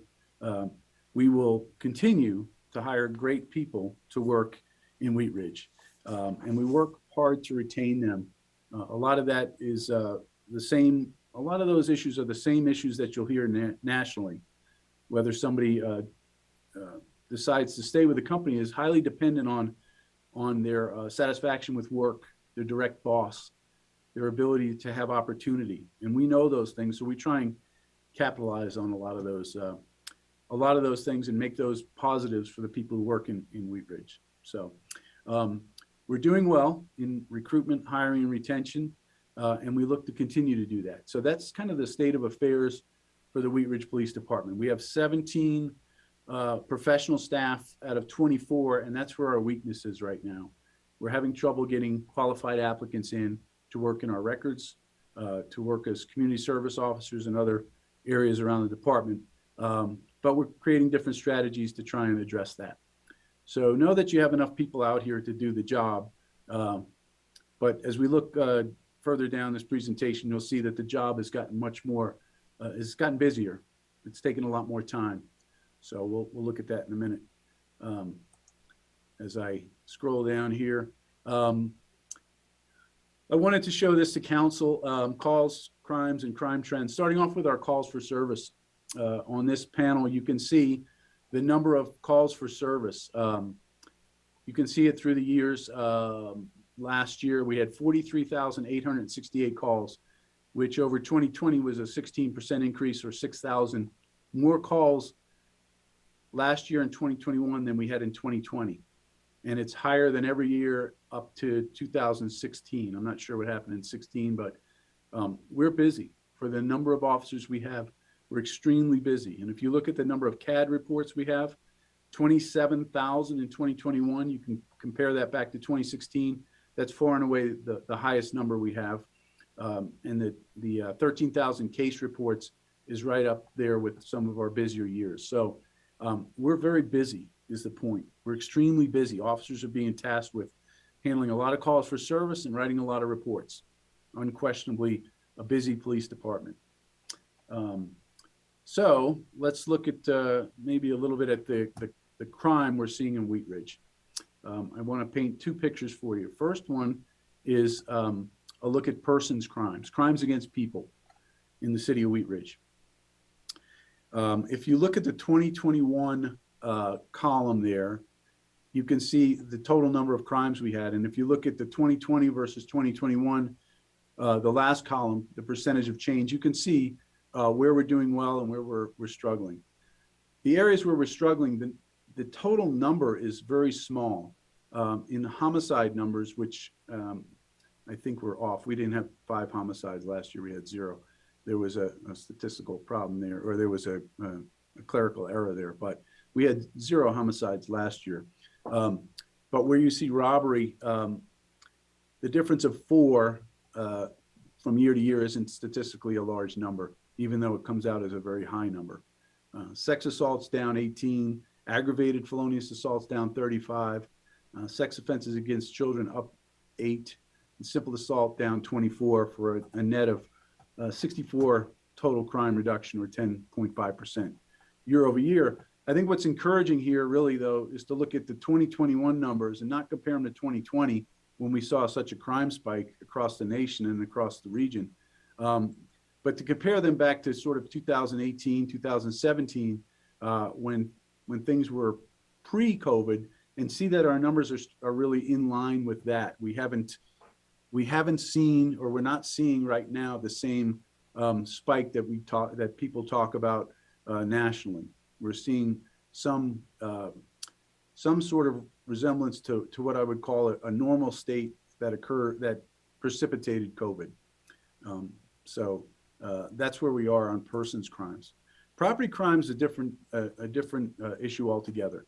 We saw 2 categories of our property crimes decrease. That was burglary and arson crimes. But we saw great increases in motor vehicle theft, theft of motor vehicle parts, and general theft. And these were most concerning.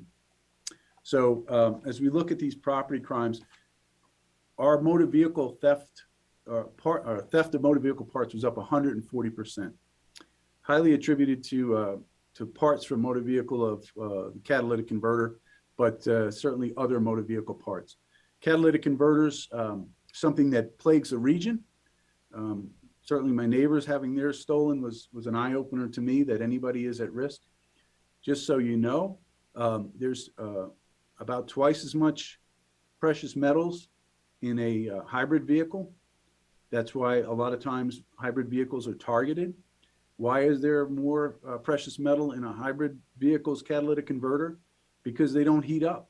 So they have to have more opportunity to burn off the fumes, and therefore criminals go after those because they get a little bit more money for those catalytic converters. But we've seen those, we've seen a continuing spike in that. We've done educational campaigns. We certainly, you might have heard of our marking campaign where we had AAA come out with us and partner with us, a great success. We're starting to see regional partners do the same thing, but that's certainly not going to resolve the problem. Criminals don't necessarily respect the number when that's on the on those, but at least it gives us a chance to track it back when we apply a marking number on there. Motor vehicle thefts, Mayor, I'm sorry about your truck. Certainly, certainly as the chief law enforcement executive, that's not what you want to hear, that the mayor's vehicle's been stolen. It doesn't reflect well on me, but you know, motor vehicle theft is up, and it's up across the region. It's up across the country. There's a lot of theories on that. There's a lot of speculation on why motor vehicle theft is up.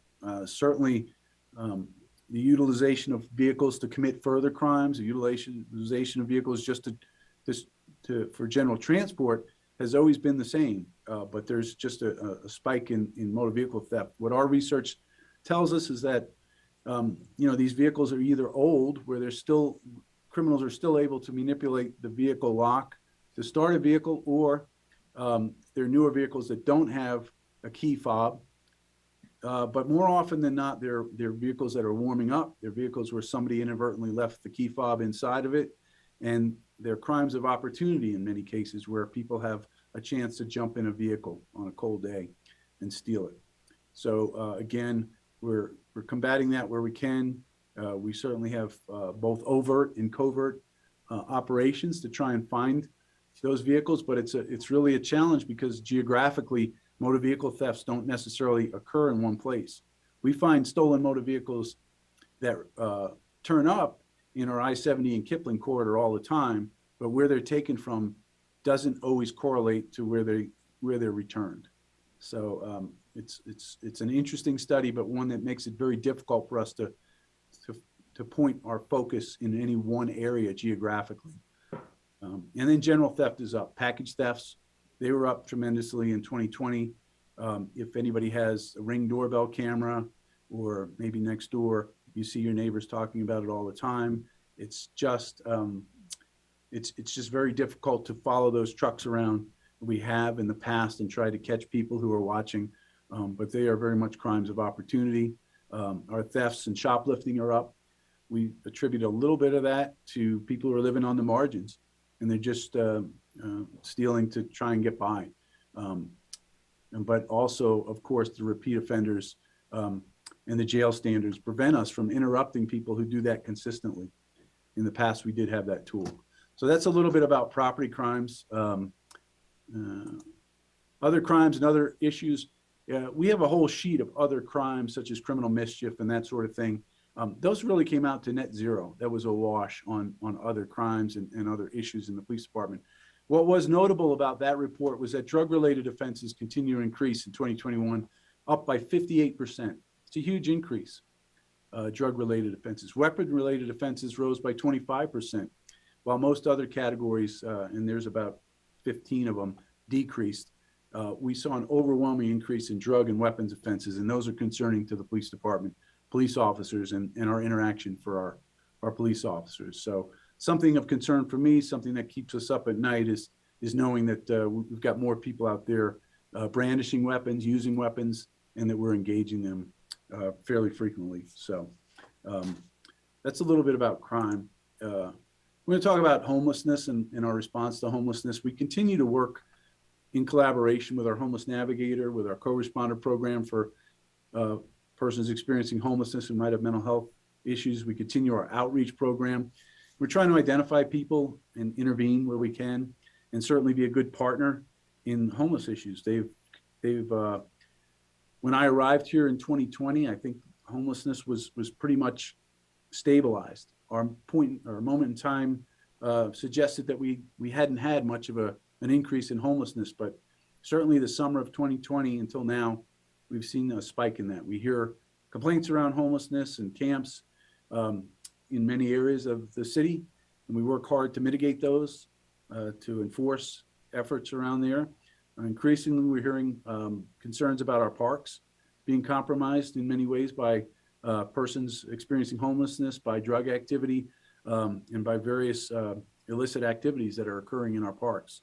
That's a focus for us. Last year, we used our rangers. We had a third ranger authorized. We went out and we tried to really address the parks, but that's an area of focus for us again that we need to be in front of. We continue to go out and try and provide services, but in some cases there's enforcement that goes on around this, and certainly that is something that crosses lines with our I-70 and Kipling initiatives. So we are sensitive to what's going on out there, but we're also understand that we can't allow disorder and criminal activity in some of these cases. Your legislative actions and ordinances certainly have given us a tool that we have used, tools, I should say plural, that we've used, I think, very effectively over the last year or two. The massage parlor ordinance, I think, is really one of the ones that is a success story that we should all be we should all talk about. We're very proud of. 11 of our businesses have been cited for illicit sexual activity. I think that's a pretty high number for a city the size of Wheat Ridge.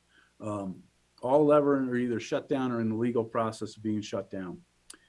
That's attributed directly to the massage parlor ordinance that allowed us to intervene in this. We've conducted 4 undercover operations.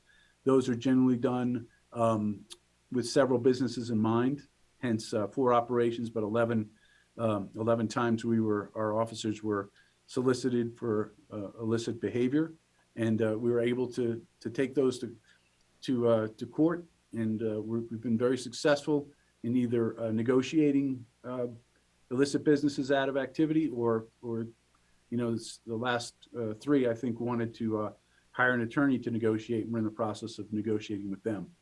But certainly has changed the dynamic and the perception of people's ability to come to Wheat Ridge for illicit behavior in our massage parlors. Our hotel licensing ordinance, I think we gave a pretty good update on what was going on with our hotel licensing. We're in the process right now. We're getting a lot of good feedback and results. Since we're down the Howard Johnsons, after they have closed, it's 8 hotels, but 7 out of the 8 have submitted have actually been approved for their license, for their hotel license, I should say. Our crime prevention team is reviewing security plans for these businesses. We're making adjustments. They're learning what a security plan is, but we're working diligently to get them on track. And one of our hotels, of course, Howard Johnson's changed its zoning to become workforce housing. But we know that we'll have another hotel opening up in Clear Creek. We look forward to working with them. I think the forced collaboration, if you will, has been beneficial to the police department, and I think it's been enlightening to the owners. We've seen so far very good results from this. I will say, as a side note, in December was the first time the American Hotel dropped off the top 5, our list of top 5 calls for service. I hope it's not because they've limited calls for service, but that they've changed their business practices. But the American Hotel in the last month was not on our list of top 5 calls for service, and that was new. And I want to attribute that in and of itself to the message that was sent, that we're not just going to be soft on businesses that are operating outside the bounds. And I think that message was sent with this ordinance. So continues to be a work in progress.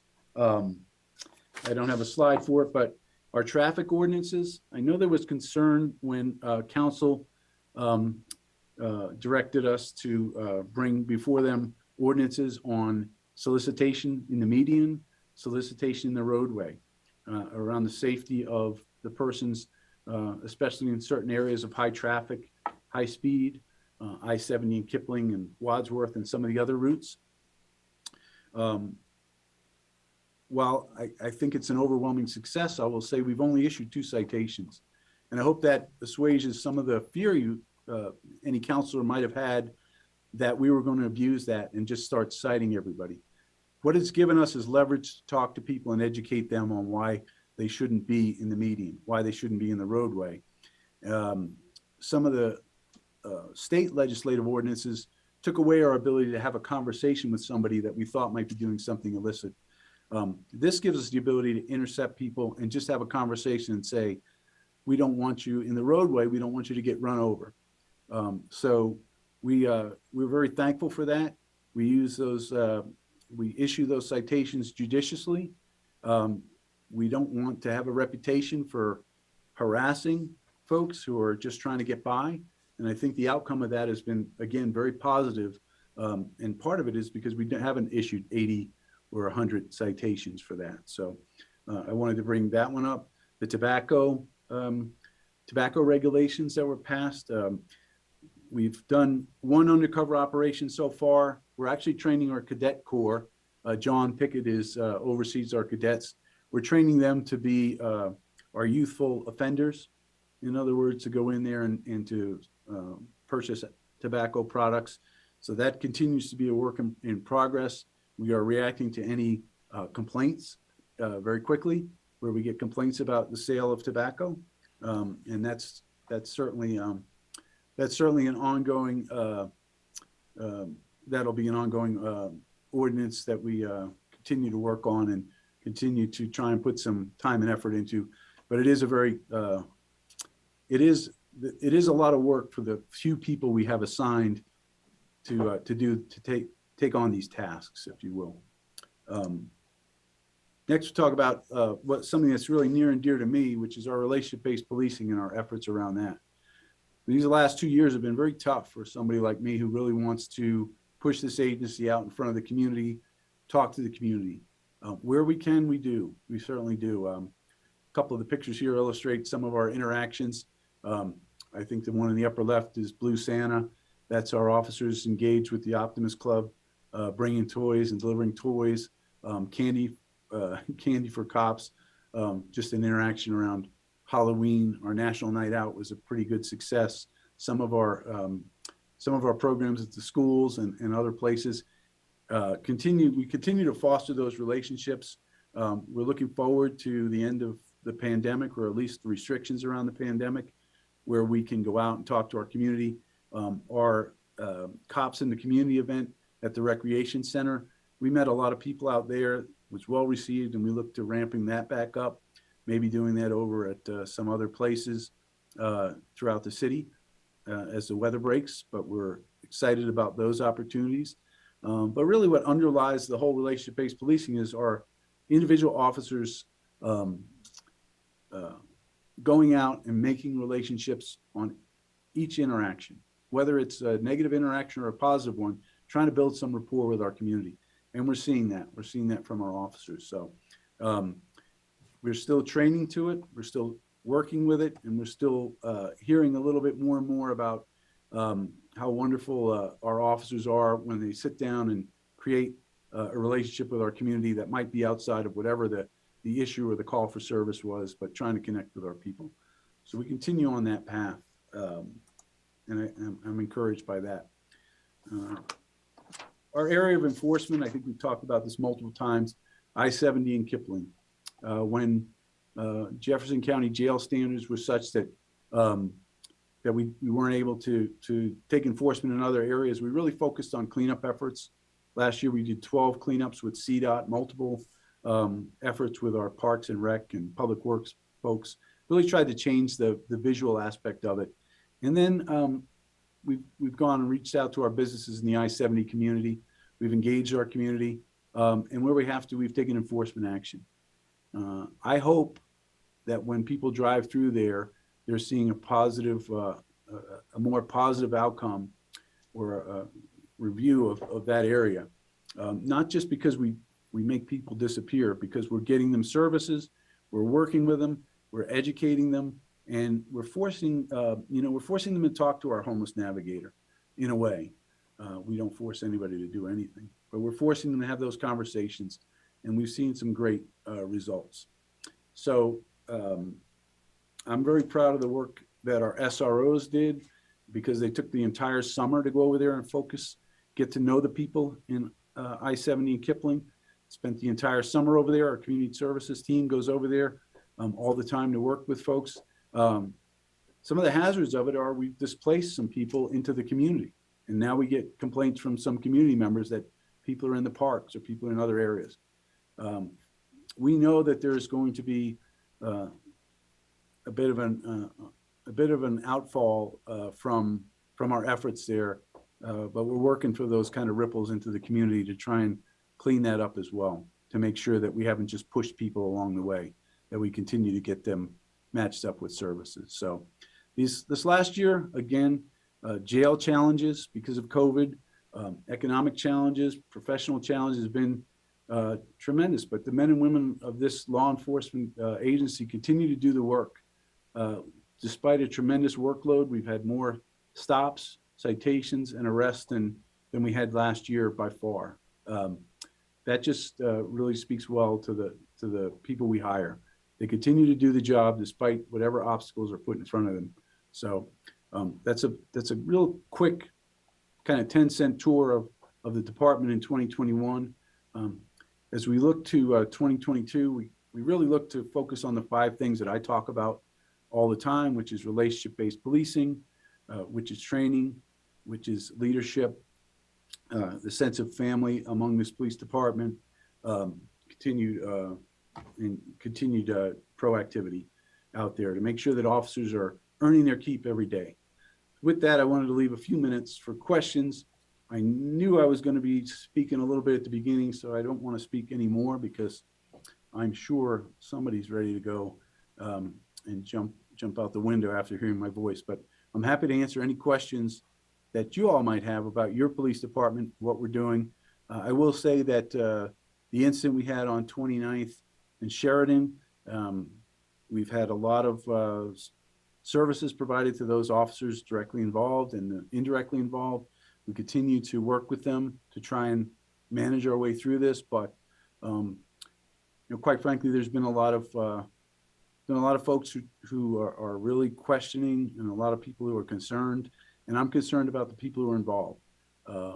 So know that those officers, they feel it, even when they make a decision that really it's clear cut and out of their hands. It's very difficult for them to take that lightly. So I wanted everybody to know that we continue to get them. Thank you very much for a great report on the department. And I know I speak for many of our citizens and majority to say, you do a great job for our community, and we appreciate the work that our police force does. So questions for the chief?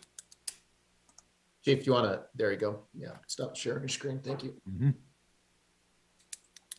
Chief, I had one, but just to kind of kick it off, and we don't need to spend a lot of time on questions. You had a 58 increase in drug activity. Is this opioid related? Are these assaults, for opioid use, or how do you encounter that? Yeah, so our drug activity is really just drug activity. We have different categories for assaults and whatnot, but this is where you see drug dealing, drug use, drug abuse. It might be paraphernalia that people find. Certainly, we are not immune from the fentanyl and opioid epidemic that sweeps across the country. We've, in most police trade magazines and experts will talk about it. Fentanyl has found its way into every drug, just about. Not so much in marijuana, but in almost every drug, they're substituting a very cheap alternative to what makes the drug potent. And it's very addictive, and we're seeing a lot of that activity. But we're getting more and more reports of paraphernalia on playgrounds. We're getting more and more reports of parks that are seeing drug activity. And so it's concerning. And given the amount of time that officers are spending on calls, which, by the way, is in many cases double what it used to be because of some of the reporting requirements that have been put on us by the state legislature, we're really squeezed for time to get out to some of these places and intercept some of this drug activity that we're seeing. But the assaults are captured differently. This is really anything that's a drug activity that has a nexus to drugs. It could be an assault, but it's really a nexus to drugs. Okay, thank you, Chief. Any other questions for the chief? Okay, Chief, thanks so much for a great report on this. Thank you. And let's see, I'll go back to Mr. Goff. Did that conclude your staff report? Just a couple real quick things. I think you all heard that Jeffco Health issued an order last week to rescind the mask requirement for indoor public settings. That will expire on February 18th. I believe they're going to meet on February 15th and discuss if they'll pull that order sooner. So, and you may have seen and heard also that Dr. Comstock, the executive director of Jeffco Health, did resign today. So there'll be some changes there. And we are meeting with Jeffco Health over the next 4 weeks to discuss moving forward and living with COVID, kind of transitioning out of the pandemic and into the, what do they call it? The endemic, basically living with COVID. So we're going to be meeting in the next 4 weeks to discuss what that may look like. And good news, the mayor mentioned a couple weeks ago at a council meeting, I believe, we met with CDOT and Perlmutter and Senator Bennett. We're getting some new bridges, I-70 bridges throughout Wheat Ridge. The one over 32nd Avenue, they're going to be starting that construction mid-February. So then I think the one over Harlan goes out to bid in a few weeks. And then we'll have the one over Ward and the one over 44th, which will come next. So quite a bit of investment in the infrastructure in Wheat Ridge. So that's it, Mayor. Okay, thank you. We will go to elected officials reports. Any of our elected officials? Ms. Nosler-Beck. Thanks, Mayor. Just a quick announcement that Councilmember Dozeman and I are hosting a town hall community conversation on February 16th at 6 p.m. and that'll be all virtual. I've posted it to my Facebook. It's also on the website, on the city's website. So please join us in District 4. We've got a lot to talk about. And if you have any questions, send either Councilmember Dozeman or myself an email. Thanks. Thank you. Additional reports, Councilmember Hulteen. Thank you, Mr. Mayor. This last Saturday, Councilmember Ohm and I hosted the annual District 2 Gathers, and we were able to record that, and that has been posted on the city's YouTube channel, as well as I think you can find it on the council page. So we encourage anybody who is District 2 curious about the highlights from 2021 and what's exciting right now and moving forward. And we also gave out the annual District 2 Good Neighbor Awards, which is always an honor to recognize District 2 businesses and neighbors who just go out of their way to make the city a great place to live, work, play, and learn. So a couple of other just quick things. Just a reminder, the mask ordinance is being lifted, but we are still meeting virtually through the end of this month. At this point, don't expect any reasons why we wouldn't be coming back as we agreed at the beginning of March. So looking forward to getting back in the room with you guys. And then I thought I'd just mention, Patrick Goff said that CDOT's going to be replacing the bridge over Harlan at I-70. And as part of that project, they actually are going to be replacing all the wood fencing that kind of goes through District 2. There's some really poor condition wood fencing that is, it's there falling down in places, and that's actually going to be replaced with concrete barriers. So that will improve both the aesthetics of I-70, but also, sort of the quality of sound barrier, and a little improvement for District 2 residents that back up to I-70 along there. So looking forward to seeing all those investments coming into our city. That's it. Thanks. Okay, thank you, Councilwoman Hulteen. Additional elected officials reports. Councilmember Stites.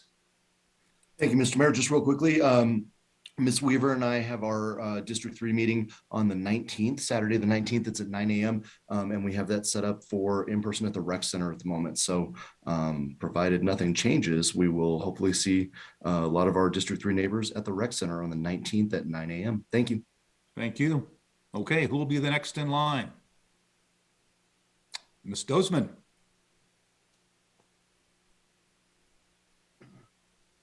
Oh, I was still muted. Sorry. I wanted to thank We Urge Police Department for the presentation and for coming to speak with us this evening. I really appreciate everything that you do in the community, especially the relationship-based work. You do a phenomenal job, and we really appreciate it. I also wanted to thank Parks and Rec. They came to the Carnation Festival board meeting today. They are always wonderful partners for the festival, and so we are very grateful for them as well, and all of their support. So thanks so much. Thank you. Some more reports. Our clerk, Mr. Kirkpatrick. Thank you. You will be receiving soon, if you have not, a report on which board and commission seats are available, open in which districts. As you know, the deadline for applications for the annual reappointment or appointment of new members is later this week. It's at the end of the week. And we expect to have information out to you with the packet for the meeting on the 28th, Monday the 28th, by the 18th, when the packets are due to start getting put together. So if you see vacancies in your district, it's not too late to recruit people. The Friday deadline is something that we put out there just to give people a stake in the calendar. There's no law that says they can apply after that. But if they don't apply before the 18th, it'll be difficult to get that information in the packet. Thank you, Mr. Mayor. Okay, thank you. Additional matters? Looks like we're almost to wrap up. I have one this Saturday, February 12th at 9 a.m. We'll have a coffee with the mayor. That'll be a Zoom meeting right here on the squares, and you can get the link on that meeting at the city's website. So I hope if you have an opportunity, you'll join us for some conversation. Is there anything more that should come before our meeting tonight? I'll mention that our next meeting, unless I'm in error, will be a week from tonight on February 14th, and we will have a regular city council meeting that will be held virtually. And we hope that you all can attend. Anything else before I adjourn our meeting tonight?